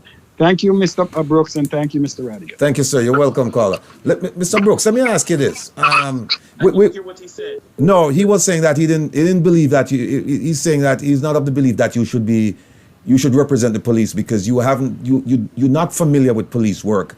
You never went to the academy. You didn't do the requisite 18 months, 24 months on the street or whatever. So basically, I see where he's going with the question. Let me just do a quick piggyback on his question. So you're not gonna. No. Of course, you're gonna have the time. You know me. I've never denied you the opportunity to speak. I think where he's going with this is this, and I'll make the argument. Because the argument is that because you've never been a police officer, a trained police officer, therefore you cannot identify with some of the things that they're going through. And that's the reason for this question. Do you identify with the Police Federation's plight? Because they've come out and they've said in no uncertain terms that they're not being treated fairly by the Ministry of National Security, by the JCF management structure. They've come out and said it time and time again. They said that they don't have enough resources to fight crime, and that what we have at the high command, we have a bunch of talking heads. They talk, but then the work is done. It's supposed to be done by these people on the street. And they're saying, look, if we don't have cars, if we don't have guns, if we don't have batons, if we don't have pepper spray, if we don't have resources, then how can we do the job? In fact, they've said we've been given a basket to carry water. Now, can you respond to that? And also, I want to come back to the crime consensus on the CMOC business. But go ahead, please. All right. First question that I would say is that we, I think, have to decide on what kind of an organization we want. And we have to decide what kind of a country we want. And if you are saying that's not the kind of country that I want, then it's fine. However, let's look at it from my perspective. So there are persons who might say that the JCF needs more lawyers. At one point in time, that was a view that we need people with legal training, yeah? And you're an attorney, you can appreciate why, yeah? We need more people with legal training to work as maybe detectives, work as whatever, right? And so one might say, we need to invest in the people who we have and we need to invest in the people that we have so that we can improve the capacity of the people that we have. Now, what does that look like? That looks like, okay, you're going to send people to 3 years of UWI and 2 years at Norman Manley, that's 5 years, or 4 years at somewhere else and 2 years at Norman Manley, that's 6 years. And then you bring them into the organization and hopefully, but you want somebody who maybe has 5, 6, 7 years under their belt. So what kind of an investment of time do you need to make in order to get that person with that legal capacity? Maybe it's a case where you need to find a lawyer who has the capacity to be trained to do the policing work on the policing side. Or we need a communications professional who can do the transformation of the communications capacity that we need, or who can work with and help lead the communications transformation, and at the same time has a knowledge of criminology, has a knowledge of policing, and can do the teaching at the police academy that we need, so that we can move the organization forward. Is it that we're going to spend 10, 15, 20 years to build that, and then in 2035 we'll have that person? Or do we bring that person in 2019 and train them in policing? Well, in order to do that, you have to properly remunerate people, because otherwise, if you get them, they won't stay. No, let me just go to this. And that also happens that we've tried, in the case of lawyers and other professionals, we tried to build them and train them from within, and some of the times they leave because they become attractive to the outside and they become poached. What I'm saying is, in transforming any organization, Sir Rattigan, you have to recruit effectively and you have to build from within. The JDF does it expertly. They see somebody that they want and they special recruit them and they bring them in, and they are referred to as Major so-and-so or Captain so-and-so, and they are brought in for that specific purpose. Now, my purpose is communications. I am a district constable. I was brought in and I have received training, and that is the capacity within which I operate. I'm not telling anybody I should be referred to as Sergeant so-and-so or... No, I understand. And like I said to you, the caller... No, I'm going to respond to this individual. And so I'm saying, you can say, you don't think I should be there because I can't identify with this, that, and the other. But what I'm saying is, at what point do we transform the organization? Tell that to the people who I train every week or every month at the police academy. Who tell that to the people who come to me and tell me that they see the effect that I have had since I've been Okay. No, some of those people that you're talking about that are appreciative of your efforts in getting them equipped and knowledgeable, and also getting experience in the field of policing in Jamaica. Some of those same people, they are a part of the Police Federation. So my question to you is this: what issue do you have? Do you take any issue with the things that the Police Federation, what they've said in terms of resources? Do I take issue with it? Yes. Are you saying that they're not speaking the truth? Are you willing to say that? I respect their advocacy in terms of the manner of the advocacy, in terms of the substance. Sometimes I disagree with some, because, for instance, there has been a chronic underfunding of the JCF for many years of its existence. True. And I think to an extent it is unfair to be most vociferous in your criticism at a time when the most is being done to remedy the very things that you're complaining about. So, for instance, yes, you can complain about vehicles, but I have never seen more vehicles provided. Do we need more? Yeah, but you have more people. You have more people. So if you have more people, you're going to have more vehicles. I'm saying, do we need more vehicles? Absolutely. Do we have enough vehicles? No. Has there ever been a time when more vehicles have been Okay. provided? All right. Let me give you a direct point then. Again, I go back to what the minister said: 1.2 billion US, not Jamaican dollars, US dollars to spend on the minister said he has to spend it on his national security plan Secure Jamaica, and part of that includes the JCF, right? So he has more money to spend on it, right? So you're saying that it's been chronically underfunded, but not since 2016, not since 20, and not only that. Let me add another piece to that. Senator Dan Webby mentioned late last year, in the Senate, and in fact, he called for an investigation as to why this was happening.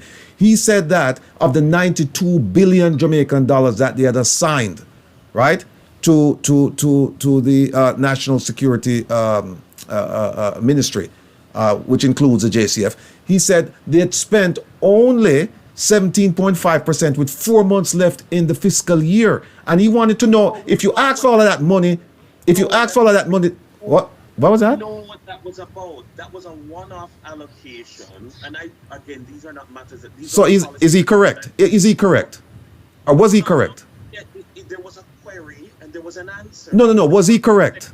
Answered that within All the right. budget that particular year, there was, I believe, some ship or something that was procured, and so that ship was supposed to be brought in. So the money was put aside for that. All right, let me hold on one second. The fiscal year is going to end March 31st, right? Can you tell us now how much money have the JCF spent out of the budget? Will they spend every single cent that they've received that has been allocated to them by the Parliament? Will they? I don't know. I can't comment. I can't answer that question. Well, so you see, that's why the Federation now is beating you over the head with a stick, because you're saying you have the money, so why isn't the money being spent? So, Huh? I don't think so. You don't think so? No, I don't think that. So hold on. Just recently, they said, look, we don't have all of these things, and they enumerated them. And you're saying that. I'm saying it was just the other day that I saw with my own two eyes hundreds of people in Montego Bay lining up from all over Area 1, Trelawney, St. James, Hanover, Westmoreland, lining up to collect their new uniforms and to collect their ballistic vests, because 7,000 vests were procured and 14,000. But Dennis, these things. But Dennis, the minister stood up in 2020, or 2020. 2020. Eh? We're talking 2023. No. What I'm saying, he stood up and said he had the money to spend from 2016. He's been spending it since 2016 to 2023. So why didn't he purchase? All right, let me ask you this. Let me ask you this. The idea about the bulletproof vests, right? You said part of the problem was supply chain. Bulletproof vests, guns. The vehicles were purchased way before COVID, right? And to this day, to the best of my knowledge, some of them have not been delivered. And the ones that have been delivered, a lot of them in the shops. Dennis, I have a senior police officer who called me and said to me, I'm begging you, please talk to the diaspora and send us 3 engines, because we don't have no car, and the 3 car them broke down, and the government not fixing the car, them not giving us the money for fix the car. Please send him say, if it's even one, if you can send me 1 engine, we will try and make up and see if we can with the private sector, see if we can get a mechanic to fix up the car. But him say, we don't have no vehicles. This is coming from within the service. This is not me, I make it up. Well, again, those are one-off instances that I can't speak to a one-off instance. Yeah, I don't know. I don't know what was the circumstances. I don't know why somebody like that would I don't know what processes were explored. I mean, that's an individual circumstance that do you give credibility to any of the individual circumstances? I come again? Do you give credibility to any of the? Because you're saying it's not an enterprise-wide issue. It's just individuals, one off here, one off there. Do you give credibility to any of them? Don't misquote me. No, you said that. You said it's a one-off, right? No, And you said individual circumstances. An individual example, and and I cannot speak to a one-off example. That's like somebody calling. So that's why I'm asking you, do you believe, these are policemen, right? These are your fellow brethren. Do you believe them? Do you believe them? Better yet. Don't, even if you don't want to believe them, do you believe the police federation? As I've said, if you tell me that it's been reported that something happened, I'm not going to say it didn't happen, because you're telling me that you have been told by people. Yeah, it's not like the case where. But Dennis, the police federation has made it public. They have made it public. It's not like It's not like the case the other day where there was a story about policeman. Police having to hail cabs to go on to do their duties, and when we checked it out, it's absolute nonsense and poor reporting. Mm-hmm. It's not like that case where I can tell you that case in Clarendon was absolute rubbish. Right. Yeah? Because But in that case, if you read the story was presented as if it was the commanding officer who said it, and it was not. It was a politician who said it. And if you look at the when you speak to the station commander for the station, he says nothing of the sort has happened. So it's not like that situation where I can say that specific case I'm familiar with. You mentioned an individual instance that I can't speak to that. No. What I've said, I mentioned an individual instance of a policeman who called me personally, but I've done it. I've gone even beyond that. I've made it broader. I've said to you, what about the police federation? They've come out and said we don't have the resources. So now it's not just an individual situation; it's enterprise wide. He's speaking for his members. And I am simply saying that is not true. I'm not saying that. I would never. What I'm saying is that the police federation meets regularly with the high command. The police federation meets with the commissioner, and the police federation, they are inclined to advocate for the rights of their members. They are close to the ground and will represent how they see fit. And I'm not going to comment on the quality of their representation. I'm not going to end up. And you just did. Oh, come on, Ed. Come in. Hold on 1 second, Dennis. Ed has been, Dennis, Herb has been waiting patiently, and he wanted to ask you something. Go ahead, Herb. All right. In regards to the rapes being down, Dennis. Mm-hmm. Okay. How are the numbers of 10, 11, 12, all the way up to 15-year-old girls who are delivering babies at Jubilee Hospital? Are those being included in the overall rape numbers for that the JCF publishes? And with the advent of the DNA lab, how many of those young girls delivering babies has had the fathers identified through the DNA lab, which the commissioner really touted about 5 years ago when they got it?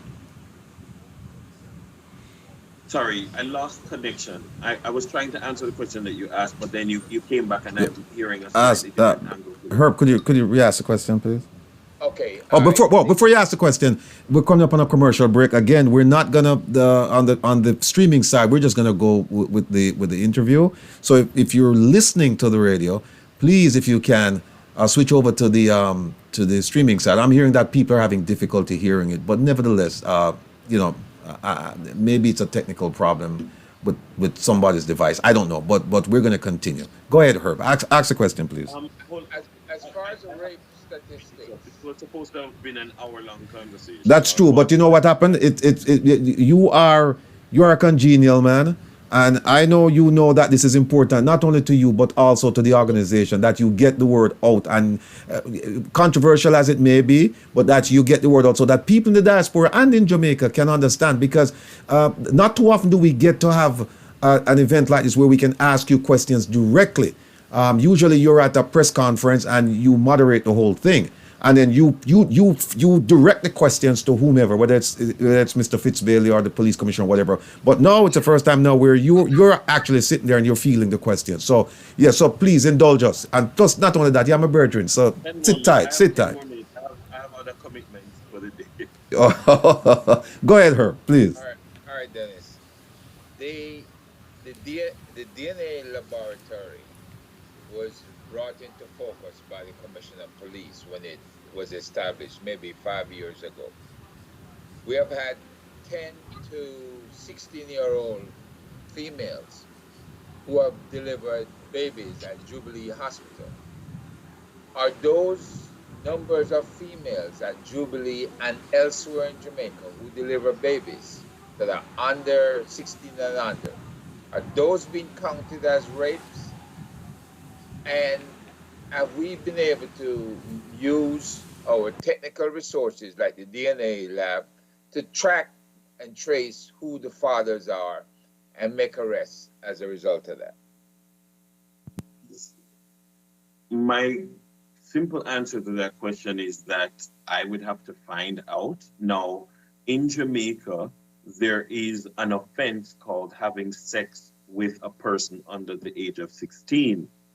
In the United States, they might call it statutory rape, but the offense in Jamaica is having sex with a person under the age of 16, because below the age of consent, a person cannot form consent.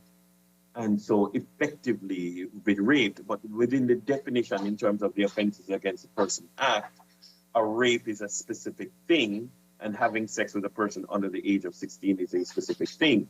Now, in the culture of Jamaica, that there are many people who don't report these things. Now, is that a problem? Yes, but the police cannot just act without a report being made and a statement being given, but so that there is an accuser and an accused person, and then therefore Sissoka would take over. And so I don't have the numbers as it relates to charges as it pertains to sex with persons under the age of 16. I don't have those numbers before me, but that would be a different set of statistics outside of rape. Let me ask you. No, go ahead, Herb. That the police then does not investigate to see if these young girls were assaulted during the process. Is that's what you're saying, that they weren't assaulted as a result of delivering that baby? I'm not certain I understand the question. In other words, were the under 16-year-olds assaulted in the process of getting pregnant? Does the police investigate that? Police launch an investigation when a report has been made, and if it's not been a report of rape, and if there's not been a report of a person who has had sex with a person under the age of 16, the police would just insert themselves in the process. I mean, I've heard, outside of being a member of the constabulary, of persons who it is clear that this child is under the age of 16, and that the families protect the father because they'd rather the child have a father than not. And so, I mean, the constabulary doesn't insert themselves and just launch an investigation without a report being made. Again, Sissoka, the Center for the Investigation of Sexual Offences and Child Abuse, would be the better place to ask these questions because they are the experts in the area. But I know that Sissoka investigates cases that are reported in relation to persons who have sex with persons under the age of 16. And the various circumstances in which those cases are brought to Sissoka's attention, I would have to find out.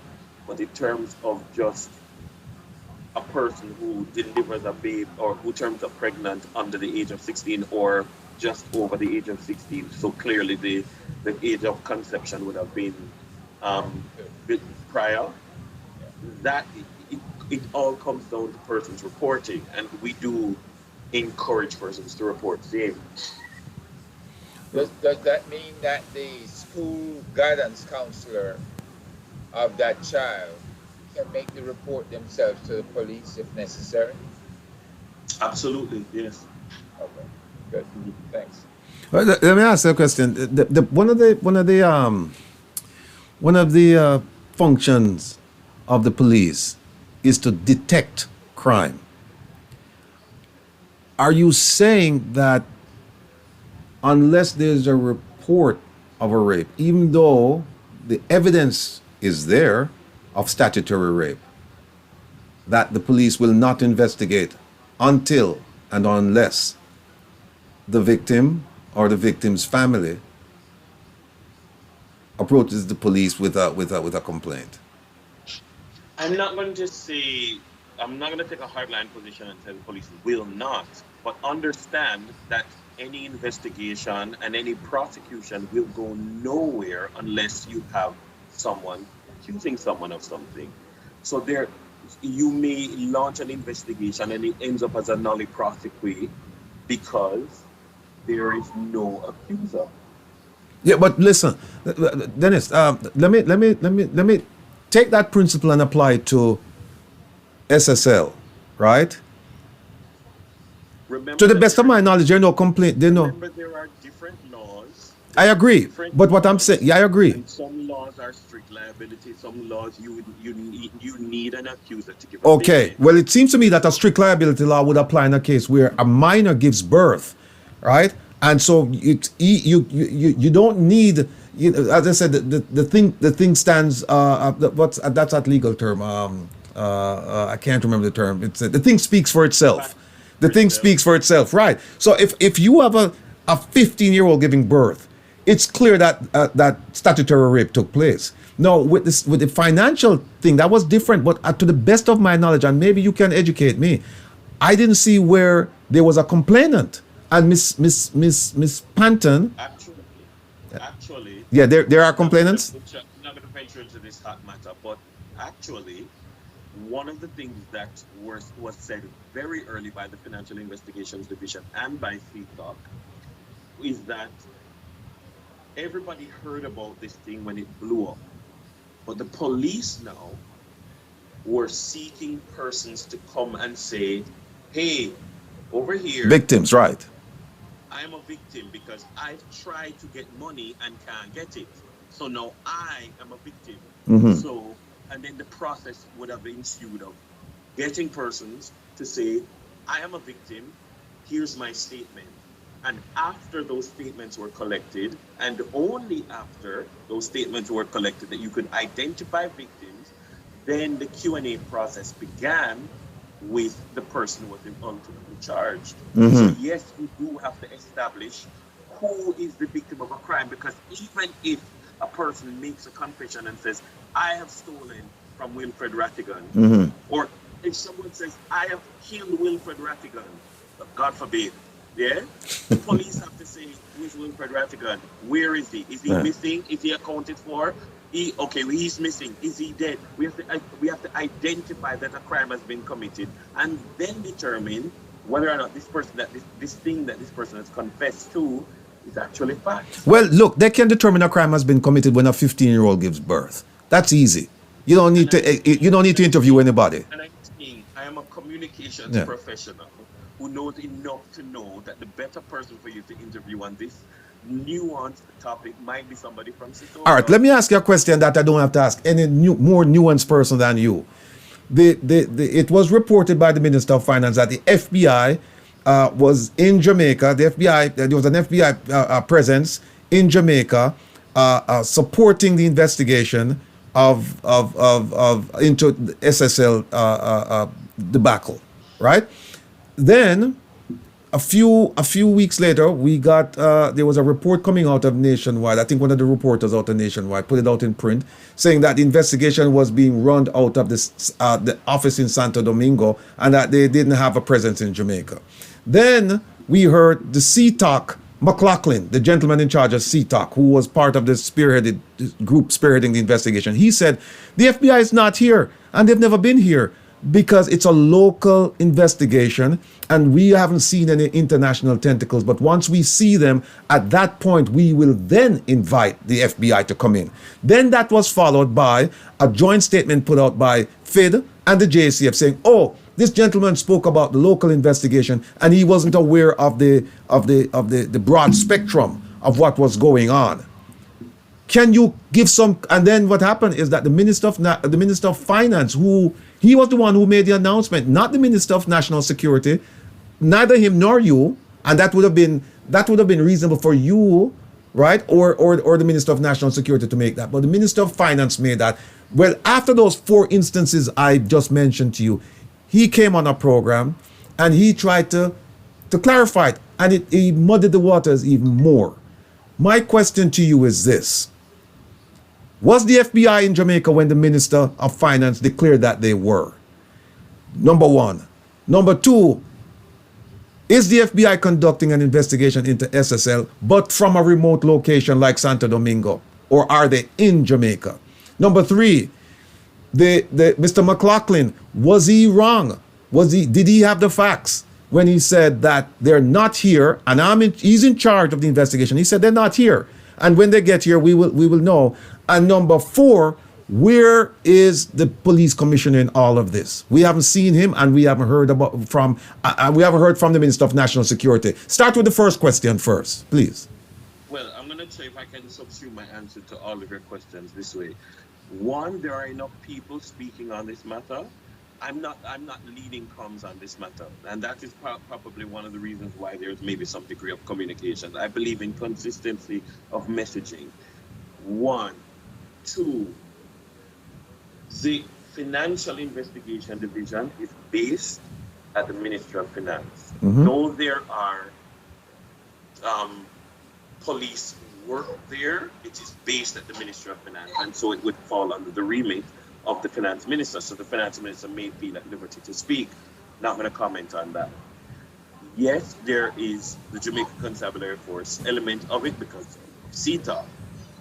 Now, what I would say is that I was there beside Anthony McLaughlin when he said what he said, and he was speaking.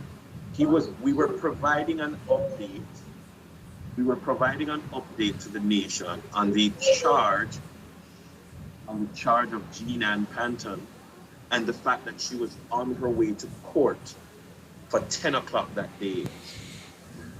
The answers, the information that he gave was specific to the charge of the investigation into Jean Ann Panton and putting her before the court minutes later, because that was just before 10 o'clock.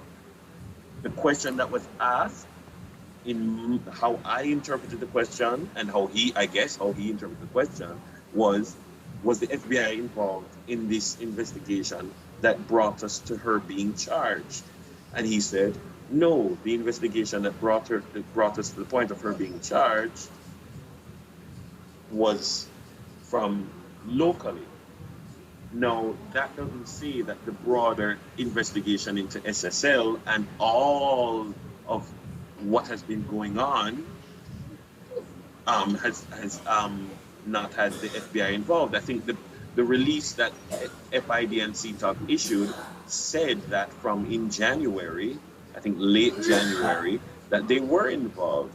So I don't need to say anything more. I think the matter was clear. I don't know what was said after. Mm-hmm. It's not my operation. It's not my area of expertise. The FID and CETA can speak on it, and there are people who are senior to me who speak on those matters. But I'm certain that I saw a press release that was very clear to me in what he was saying at the time, because I was standing beside him on the day, and he said, in relation to her, and he said, we're heading over to the court now, and so forth and so on. And so the specific question that Janella Pursues asked was in relation to that specific matter. Yeah, but here's what he said.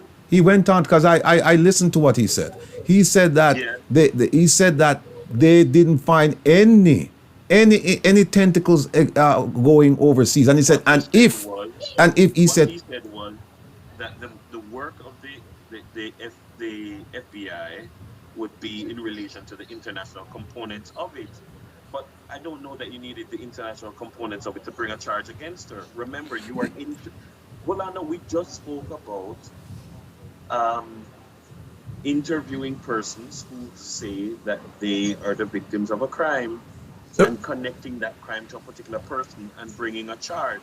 The investigation continues, and that's all. Yeah, all right, fine. I understand that you can't speak further about it, but that's not what that's. I didn't read it in print. I listened to what he said, and what he said to me was it was abundantly clear that what he said and what he was trying to say was that the FBI was not involved, and if should there come a time when they would be involved, then fine, then that would be the case, but.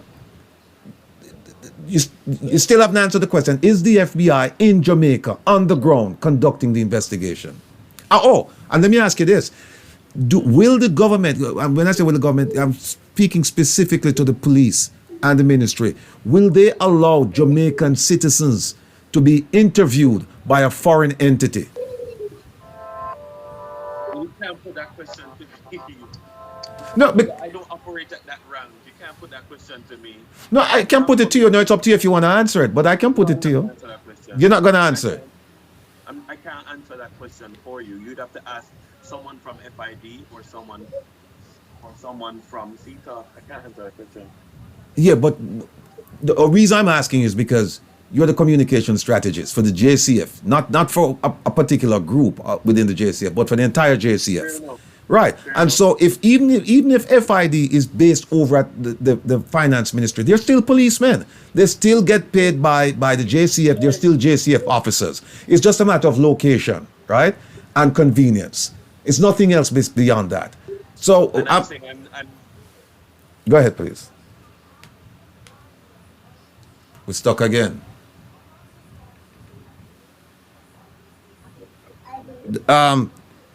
A question came in from the. A question came in. It says, "Is it not a redundant application of management to accept insufficiency as a reason to fully respond to the policing needs of the state?" I'm not sure I'm interpreting the question correctly because. I'm not sure I'm interpreting that question correctly because the question doesn't make sense. The question doesn't make sense. All right, here's one that I think I think you'll find some sense in this one. It says, since you didn't find any in the last one, it says, in light of an unsettled contract for the rank and file membership of the Jamaica Constabulary Force, it says, will they be remunerated come the 1st of April? You can't ask me that question. That's a Ministry of Finance. The Ministry of Finance is conducting. It's not a contract negotiation. The Ministry of Finance is engaged in a reform of the entire public sector, of which the police are a part. The entire public sector, and so they are engaging in their process to realign all aspects of the public sector. Okay, here's another question. We're just doing that quick. We're doing some quick bursts here because it's soon time for you to go. Here's a quick one. They said, is it the hospital's responsibility to report the alleged rape to the police? I'm sorry. I have to go. I told you 10 minutes. Okay. All right. Look, you know what? Dennis, thank you so much for coming on and sharing your time with us on this busy afternoon. And I mean, you've tried your best to answer the questions, and some people have accepted the answer. Most people, based on what we're reading here, they have more questions than answers for you. But again, I want to thank you for coming on. And if you find time in the future that you can come on a program like this and face some of the questions from the listeners, we'd be greatly appreciative of that. So again, go ahead, Herb. If Dennis, if you could get us an answer on some of the unanswered portions, if you could get authorization to send us the information, I would really appreciate that. Especially the last portion that Mr. Rattigan asked with regards to the hospital themselves reporting the rape. Because the hospital should be, there should be a counselor there that question these young girls to find out what's going on with them. and they should report it as rape. Okay. All right, Dennis, look, thanks again. Much appreciated and look forward to having you again in the future. Thank you. All right. The ambassador is here.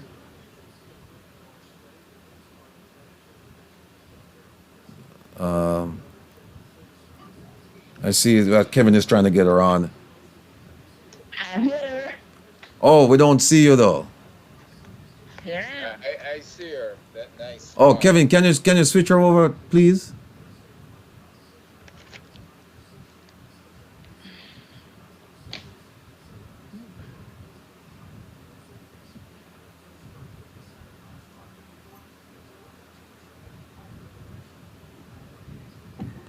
Hello, Ambassador, do you have your camera on? I have my camera Yeah, I on. can see her. Oh, I oh, wait a minute. Oh, yeah, but That means the rest of the viewing audience is seeing her too. all right. Well, Ambassador, welcome to. I really need to apologize here. I'm coming from Runaway Bay and the traffic before you get to the Burger King is just not Just Burger King. just as we discussed this morning, right? Yes, really, really bad. Okay. Well, look. That here. I know I missed a lot, but Well, there's always next week, or the week after. So we're not worried about that. We're just happy to have you here and that you're here safe and sound. thank you. Thank you Yeah. very much. Well, we just had a live discussion with the communication strategist for the JCF, Mr. Dennis Brooks. It was lively on several fronts.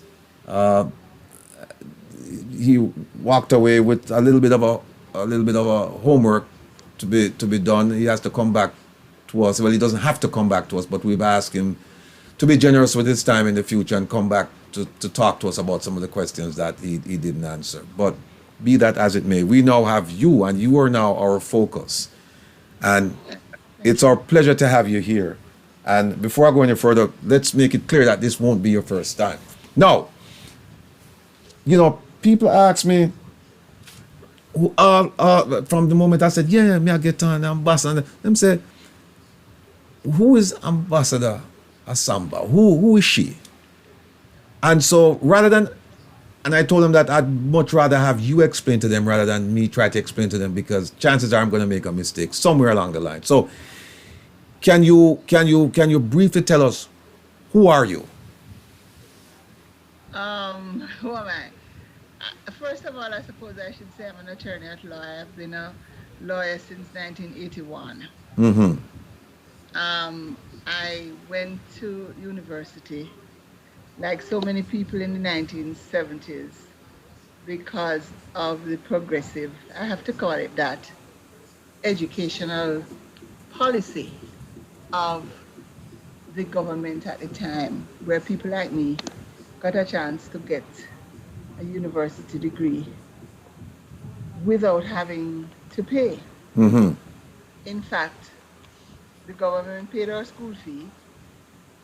We were able to get student loans, and for a while we were able to get boarding grants, which allowed us to study, and for some of us to even study outside of Jamaica, Right. because persons like me and others like me would never have been able to get.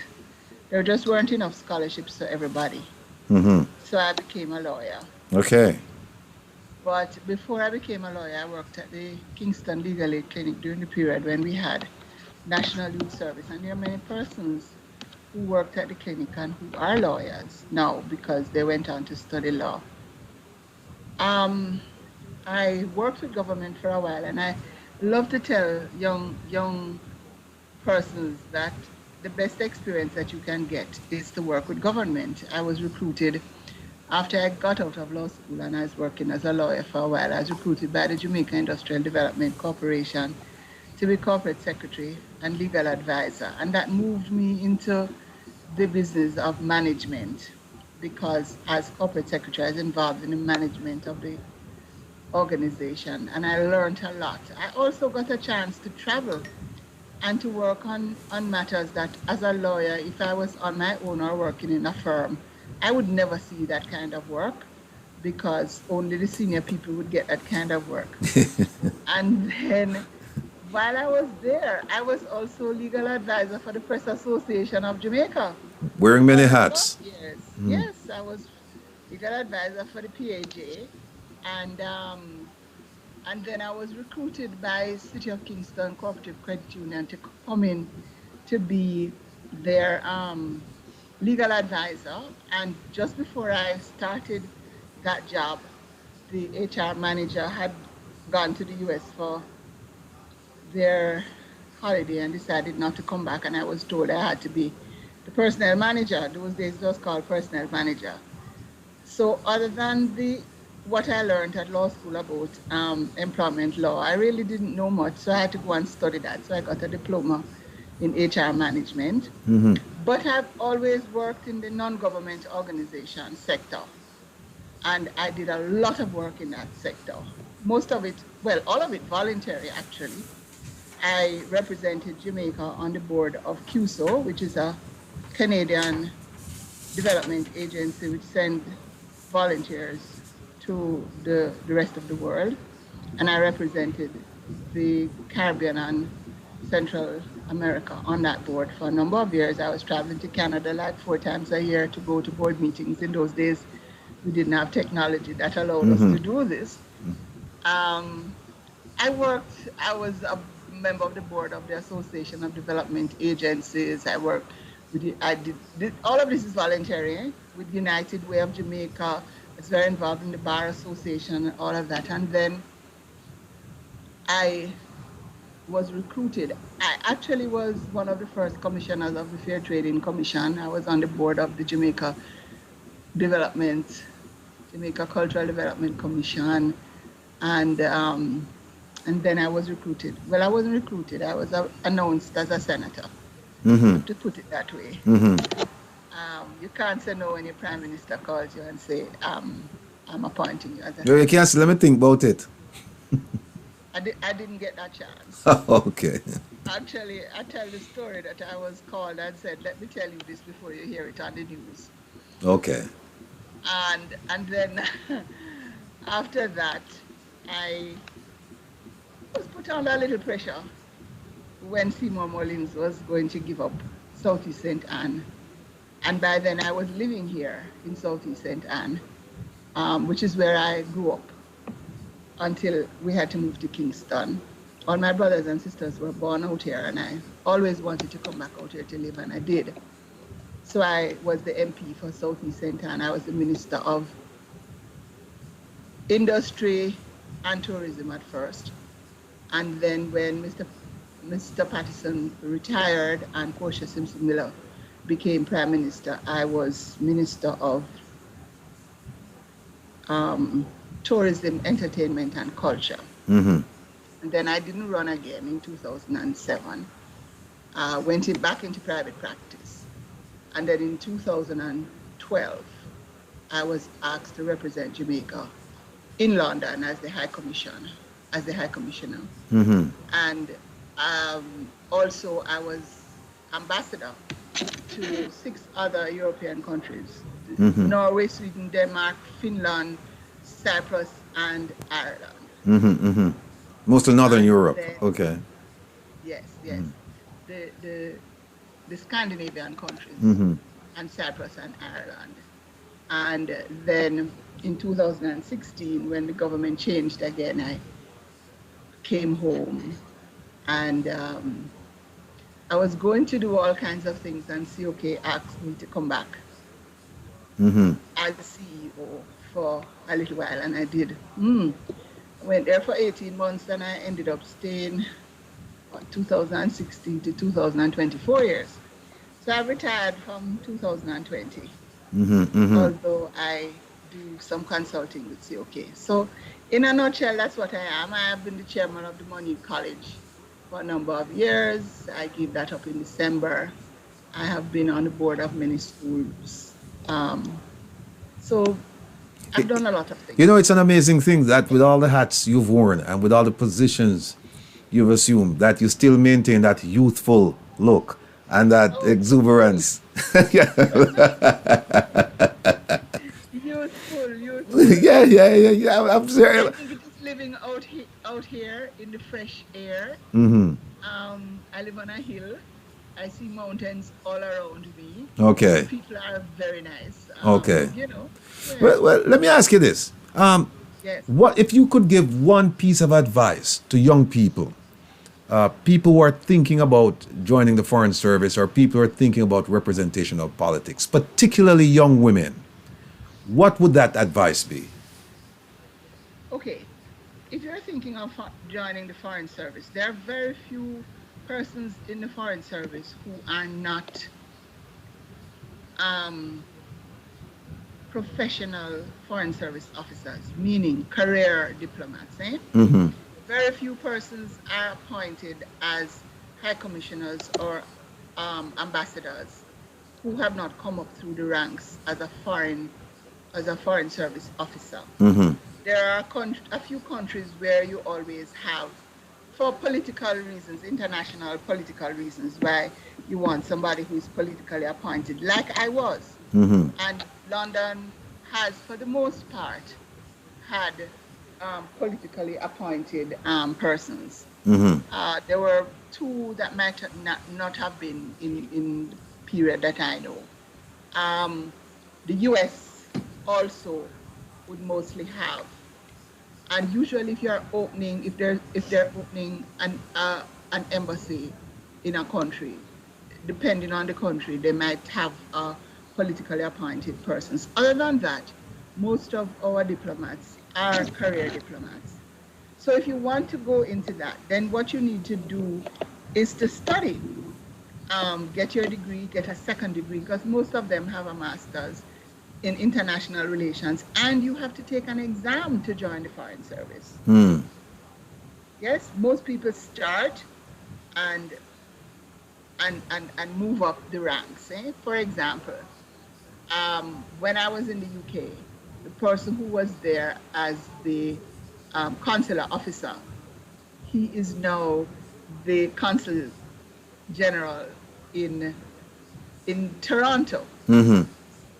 So that's a move up the ranks for him. Mm-hmm. Mm-hmm. Person who was my deputy was at the UN afterwards, and she's back now as the head of a department in the foreign service. So you will have the head of the mission, which is the high commissioner or an ambassador, who might not have come up through the foreign service, but all the other officers have done that. And I want to say that in my time, I had, and I think that holds good for all of our officers, excellent officers. I would just need to, say to them, talk to me about this if I'm going to a meeting. Mm-hmm. Sometimes in the car, Mm-hmm. they're talking into my ears, Mm-hmm. and you go to the meeting, and they have never led me wrong Mm. because they knew what Jamaica's position was. Mm-hmm. And people used to think that all diplomats do is go to cocktail parties and so Yeah, on. wine and cheese party. Yeah. Listen to me. Going to those things is work. Yeah, I know. Because you have to develop. You have to develop. You have Because to. that Yeah. is where you do You develop relationships. Yeah.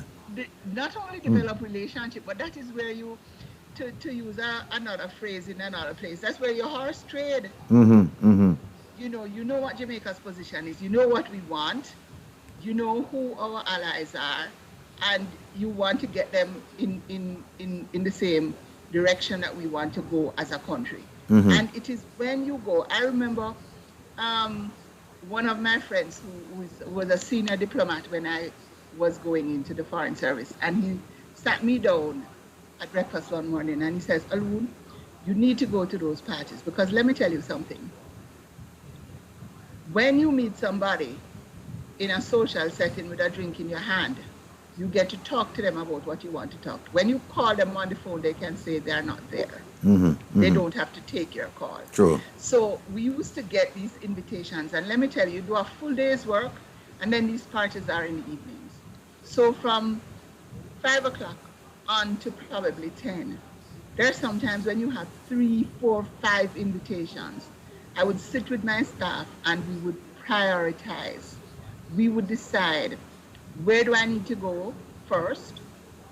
if it's more than one invitation for the evening, who do I need to speak to? How long do I need to stay there? Sometimes you just need to go to show that Jamaica is in the house. True, true. And you do 1, 2, 3 circles and you watch the door so that when your host is leaving. I have some idea what you're talking about because I was a diplomat for many years, for about 8 years overseas. So I have some idea of what it. I'm not as experienced as you are, but I have some idea. But let me ask you this: so you're saying that to get involved in the foreign service, then people that need to study and they need to get a second degree if possible, maybe speak another language, Spanish or something like that would be helpful. Yeah. And so for somebody then, a young lady trying to get involved in representational politics, then would the advice be different? The advice would be a little different. You know why? You should I would suggest that anybody who wants to get into representational politics always have something to fall back on. You always need to have something to fall back on because you don't know how long you're going to be there. You don't decide how long you're going to be there. It is the voters who make that decision. You don't decide whether you're going to be just an MP or you're going to get a job as a minister or a minister of state. That is the prime minister's decision. And you need to be fairly, I keep saying this all the time, that I thank God I owned my house, I owned car and so on before I got into politics, because first thing is they're going to say where you get it from. Nobody can ask where I get my house from. I bought my house 30 years ago, this particular one, but I bought houses before that. But you need, I think, you need to be financially stable, or at least have a profession that you can fall back on. And this is my advice to any young person wanting to get into politics. Any young woman who wants to get into politics, let me tell you, it's not an easy life. I could only, and I am saying this very honestly, I could only have gone into politics because I have one son, and my son at the time was studying abroad. If I had my son here in Jamaica, I would have had to think about it more than a passing thought. Whether or not I would get into the politics. And so young people, you heard what the good ambassador just said, study hard, right? Yes. And if you can, pick up another language, Spanish, French, whatever, it's going to help you. But make sure that you have something that you can fall back onto. And that's exactly what I did when I joined the FBI. I was there for almost 30 years, but I went to law school before, and I always said to myself, because you don't know when they're going to fling you out, and well, they didn't fling me out, but but I made preparations in case of that eventuality. But somebody asked a question here. They said, it says, what about a 50-plus-year-old tourism worker lecturer transitioning into the foreign service? Is that too old, or what do you think? Past the prime, or for working in the foreign service? I wouldn't say, because they would, if they're going in through the normal route of being a career foreign service worker, they would have had under their belt some postgraduate study, or they would have been involved in a way in the society in a way that the government of the day would think that this person would make a good ambassador or commissioner. Well, you know what? Let me use that last statement to segue to something. When you said the government of the day would believe that this person has all the attributes of being a good ambassador. Okay. Now, one of the things I recently looked at was the number of political appointees overseas serving Jamaica. And I guess in your days, we didn't have that many. Now we have you want to say something? The floor is yours. Go ahead, please. No, I was going to say, in my day, we had the person who was in China, because we had just opened China. We had me in London and in Europe. We had, trying to remember who was in the US. Eventually the person who was in China went to the US. So there were probably 4 at the most.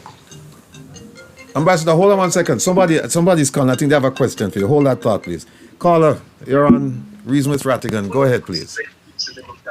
Good afternoon, Mr. Rattigan and Ambassador Asambo. How are you doing, Ambassador? I'm doing well, thank you. Oh, yeah, she can hear you. Go ahead with your question, sir. Yes. Ambassador, when you were ambassador to the United Kingdom, you were a great advocate for reparation. Question for you. How far has it gone since you left there? Has your the person who's in charge now, are they advocating for reparation for Jamaica? And before you answer that, Ambassador, let me just add this piece that I really want to ask is, in your opinion, where is the Foreign Service, the Foreign Affairs and Foreign Trade, the ministry, where is it going, in your opinion? What direction is it going? Because you've had the experience of working there, so, and you've also had the time to watch and see where the issues are, how they percolate, and where how they're being resolved. So, can you answer those two questions in one, please? All right, let me just start off by saying one of the things I learned when I was in government. When you ask people a question, they will tell you, say, that is above their pay scale. But you get paid, no man, but. All right, let me say this. I did a lot of work in reparations, and it was a continuation of the work that I had been doing when I was Minister of Culture, when we were recognizing the anniversary of the end of the slave trade, and we were recognizing all of the things that took place around that time. And I worked with Professor Vereen Shepherd and others to get some things done. So the work that, I wonder what has happened here. The work that I did in the UK on that was kind of a continuation of work that I had started. Now, I keep getting it's just amazing. I had done this debate at the Oxford Union, and as a result of that, which it comes up every once in a while, that I am asked to speak about that, and it is something that I feel very strongly about. But I want to link it, if you don't mind, with the Windrush generation and what has happened to our people who went to the UK and who were now being corralled and shipped out of the UK. I started talking about that from 2014, 2015, because I could see where it was going. And I started to say to Jamaicans living in the UK, you need to regularize your living in the UK, because there are a lot of them who had just gone there. They went there when they were British, because we were still not yet independent, or even if they had gone there in the 1980s, when they first started to offer citizenship to the Jamaicans, well, to all the people. I recall that because I know I had family who were there, and they were making an application to become British citizens. This is from in the 80s. At that time, it was cheap. It was nothing. You didn't have to pay. You just had to apply.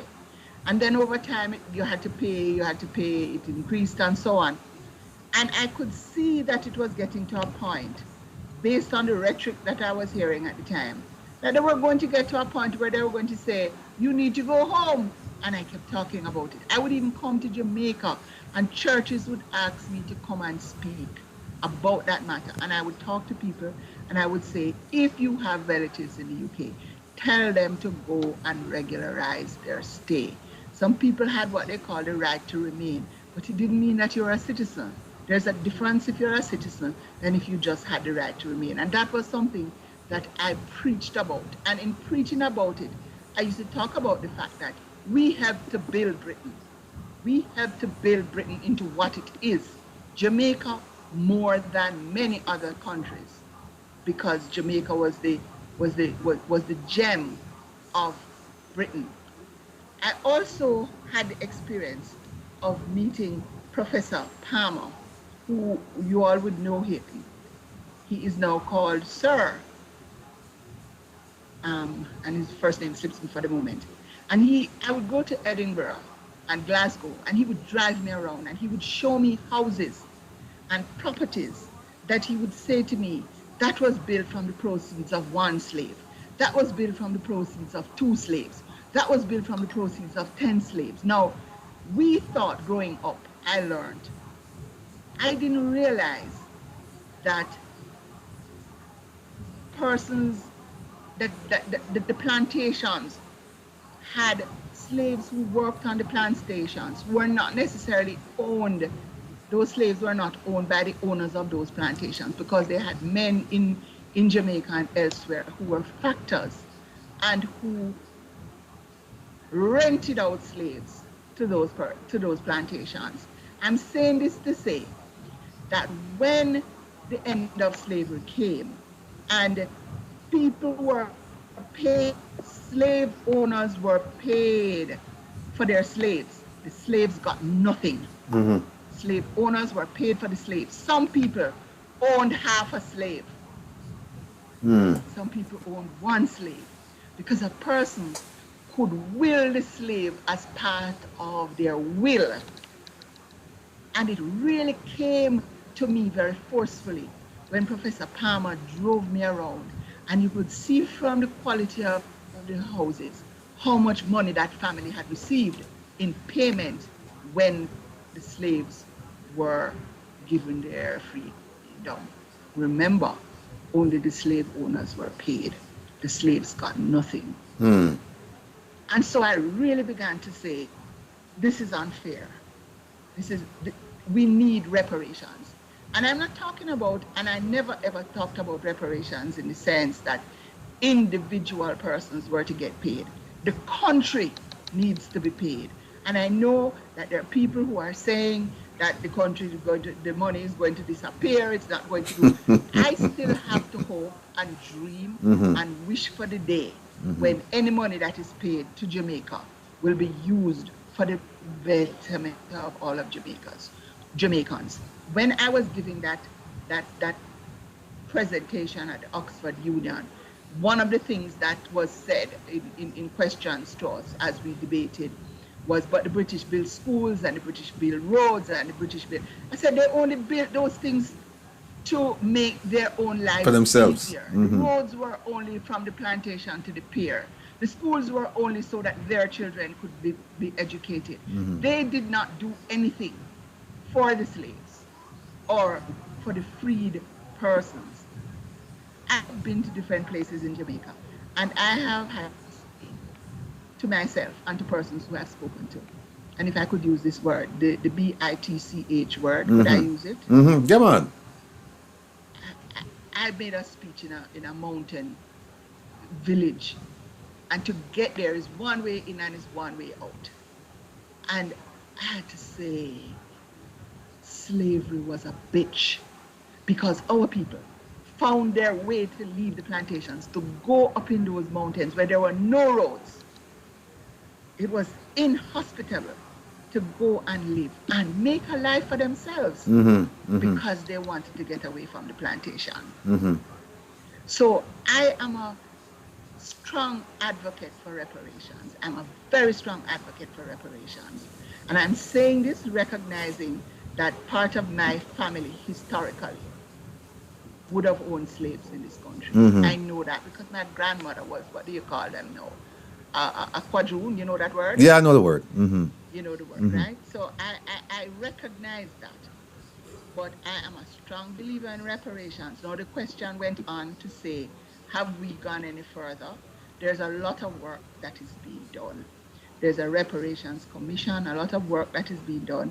You probably don't hear so much about it, except like this week you would have heard something because we have some people visiting from Africa. They're termed royalty visiting from Africa, and they're talking about the whole connection between the African continent and the slavers.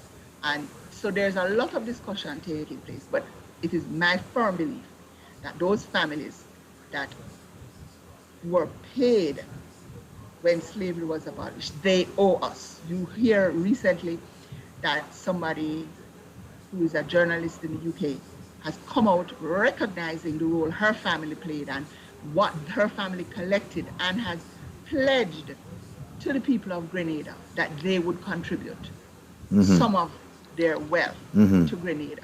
Well, Yet there are some people who are saying, let us see what we can do for Jamaica. I know that there's a discussion between a family called Pennant and a family in Manchester, Clarendon, Manchester, who are talking about how can they do something, but they're making it so hard to be done. And you know, well, look. but that answers that question. As to what is happening in the UK with our foreign service and the issue of reparations, I don't know that I'm in a position to make a comment on that, because I really don't know what is Well, let me happening ask you something there. let me ask you something that you can make a comment on. I know I just give a speech, didn't I? Yeah, no, but that's fine. That's fine. You're entitled to give a speech, especially on my forum. You can do anything you want to do. Listen, what we want to ask you is, what do you think about the direction of the two questions? Because we're pressed for time. We only have 10 minutes, but two questions. What do you think about the direction the Ministry of Foreign Affairs and Foreign Trade is going? And then also, what role do you see the diaspora playing? And I asked that question because they just formed it was in 2020, the Global Jamaica Diaspora Commission or whatever it is. So if you want to answer them separately, or you want to... I'll answer them separately. Okay. The first one is what is Jamaica's foreign affairs position? And I would like to tell you that I wish I could say I knew and I understand. But I can't, because there are some things that I see that I don't understand. Jamaica has always been a leader. People look to Jamaica. When I was in the UK and we went, for example, to Jamaica is part of the Commonwealth, and I was the deputy chair of the board of the Commonwealth for a while, and the other countries always wanted to know, what does Jamaica have to say? That was the experience I had. What does Jamaica have to say? I'm not sure if that happens so much. We were also very involved in CARICOM. Our prime ministers have always gone to the CARICOM meetings. We have always been a force to reckon with in CARICOM. I don't see that happening now. Yes, I know Prime Minister went to the last CARICOM meeting that was held in the Bahamas, and out of that came a trip to go to Haiti to look and see what is happening. But other than that, what has Jamaica done in CARICOM? Well, let me throw something at you then. That's a fair question. Jamaica had an agreement with CARICOM that Baroness Scotland would continue her term as Secretary General for the Commonwealth. And then lo and behold, Jamaica decided that they were going to put up Minister Kamina Johnson-Smith. And it caused a rift. So much so that they couldn't depend on CARICOM to vote her in. So they went to Africa to get the Africans. And then when they went there, there were statements coming out saying, we have the votes in our pockets and whatever, only to be surprised. Now, would this... Well, I don't want to I don't want to cause rift, between administrations. But what do you think about that? My personal position is that I did not support Jamaica's position to put Honorable Kamina Johnson-Smith forward as Secretary General for a number of reasons. There is a lot of what happened in international relations is not necessarily what is written on paper. It is what is the convention. It is what is understood to be the way how things go. And people are going to say, well, what about, this word that everybody seems to be using now, being a disruptor? But being a disruptor to what end? To what end? If you understand how the Commonwealth works, this is midway in the person's term of office that you're going to seek to have an election of a Secretary General. There is an understood, if you want to call it so, a gentleman's agreement about whose turn is next. In this case, regardless of what we want to think, Baroness Scotland was put forward at the time as the candidate. Although she was a British peer, her roots were in the Caribbean. She came from the Caribbean. She was put forward as a Caribbean candidate. Now, it is Africa's turn next to get the post of Secretary General. Mm-hmm. Let me ask you a question. Do you think Africa was going to agree to put somebody else from the Caribbean in the position as Secretary General, and then they would have to wait another 2 years, another 4 years, another 6 years before their candidate could become Secretary General? That alone would make that particular position untenable. Mm-hmm. So when I kept hearing that we have Africa in the bag, I knew nothing, as you could say in Jamaica, nothing Go so. you know, and we allowed ourselves to be used by Boris Johnson. Mm-hmm. For whatever reason, local British politics, Boris Johnson wanted to get Baroness Scotland out of the chair of being the Secretary General, and we seem to have gone along with it. So in answer, if I carry this back now, in answer to the question about what is Jamaica's foreign policy, I would have to say Jamaica's foreign policy is, for me, at the moment, dependent upon who comes to them with an offer rather than a principled position, which is what the world has known Jamaica to be. Ambassador, you're absolutely correct. Because here, and I'm not saying this because you're here, but because I have a position on this. The Jamaican government, PNP, JLP, they have supported the people of the Western Sahara since 1976. And it was only recently in 2016 that they said, no, we're not going to support these people. And they went to Morocco in 2019. And then they made a statement in Rabat saying that we're now on the side of the Moroccans versus the people of Western Sahara. And what happened after that? 2.6 million pounds of fertilizer came to Jamaica. And what happened to the fertilizer? Nobody know. Well, You know, Ambassador, with fertilizer then? me? That is something else that is bigger than my pay scale. I was afraid you'd say that. But you know, we have always had a principled position, even if that position was not in line with what Britain or North America was saying. Right. And we could back that up. And because we could back that up, we had other persons who would listen to what we had to say and who would make a decision to support our position. And that is why I say to you that when I went into these meetings, whether it was just general meetings or whether it was only Commonwealth meetings, people would want to know, what is Jamaica's position on this? And I'll tell you this. I was constantly in dialogue with my foreign minister or with my permanent secretary or with the officer in charge of that particular region that we were going to discuss to find out what is Jamaica's position here. I could not go into these meetings blind. I would need to know what Jamaica's position is. And it always was very clear as to why we were taking this position. And I'm not saying that sometimes there might not have been some economic basis, but it was never ever purely economic. Well, I tell you what. You know, Jamaica, and I want to say this. Jamaica led the anti-apartheid movement when it was not was not politic to do so. Let me use that word. Jamaica led that movement. I remember.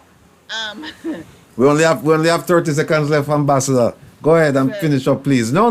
The time is yours. I remember talking to South Africans, even up to the point when I was in the UK, and that is how many years later, since apartheid since they stepped away officially from apartheid. I'm going to say it that way. And they told us how the music coming out of Jamaica, the support that they got, the feeling of brotherhood that they got from Jamaica, helped them to keep the fire Well, I tell you what, Ambassador, I couldn't agree with you more. I worked in South Africa for 3 years, and the same things they told you in England, they told me in South Africa. Well, listen, we have to wrap it up here, but it's been a pleasure having you, and I'm hoping that I can call on you. You come back and we'll finish the stories because there's so much we can learn from you. And I would hate for us to miss the opportunity because I consider you a national treasure. Because of the yes, indeed. And so you have to come back and join us. So with that said, thank you from the bottom of my heart, and also on behalf of the diaspora members and the people in Jamaica, because they've been writing to me on phone and in the chat room talking about you. So I hope to see you soon. Don't be a stranger. And I promise you that next time I won't have had a class. Well, we'll do it. What we'll do is the next time we'll do it with plenty of time so that you can, set your schedule accordingly. Okay, thank you. Take care of yourself. Be well. And Hubert, I didn't hear you say anything, but What was that? What happened to Mr. Ramakan left the job? yes, Mr. Ramadan came back here, I think, at the end of August, And it's been because empty he since. wanted to come back. I thought there was importance to London and that it would have been filled by now. I don't No know. comment? Certainly not in a public place like this. Ambassador, Thanks, I we'll appreciate you. we'll talk soon. Thank you. All right, take Thank you care all, now. and thank you to the listeners who have been on. I haven't seen the discussion, but I take Will's word for it, and I want to thank you all very much. Thank you for having me, Will. All right, take care now. Be well, Ambassador. Herbert, we catch up. All right then. We'll talk again. All right, Yeah. bye All bye. right, bye bye.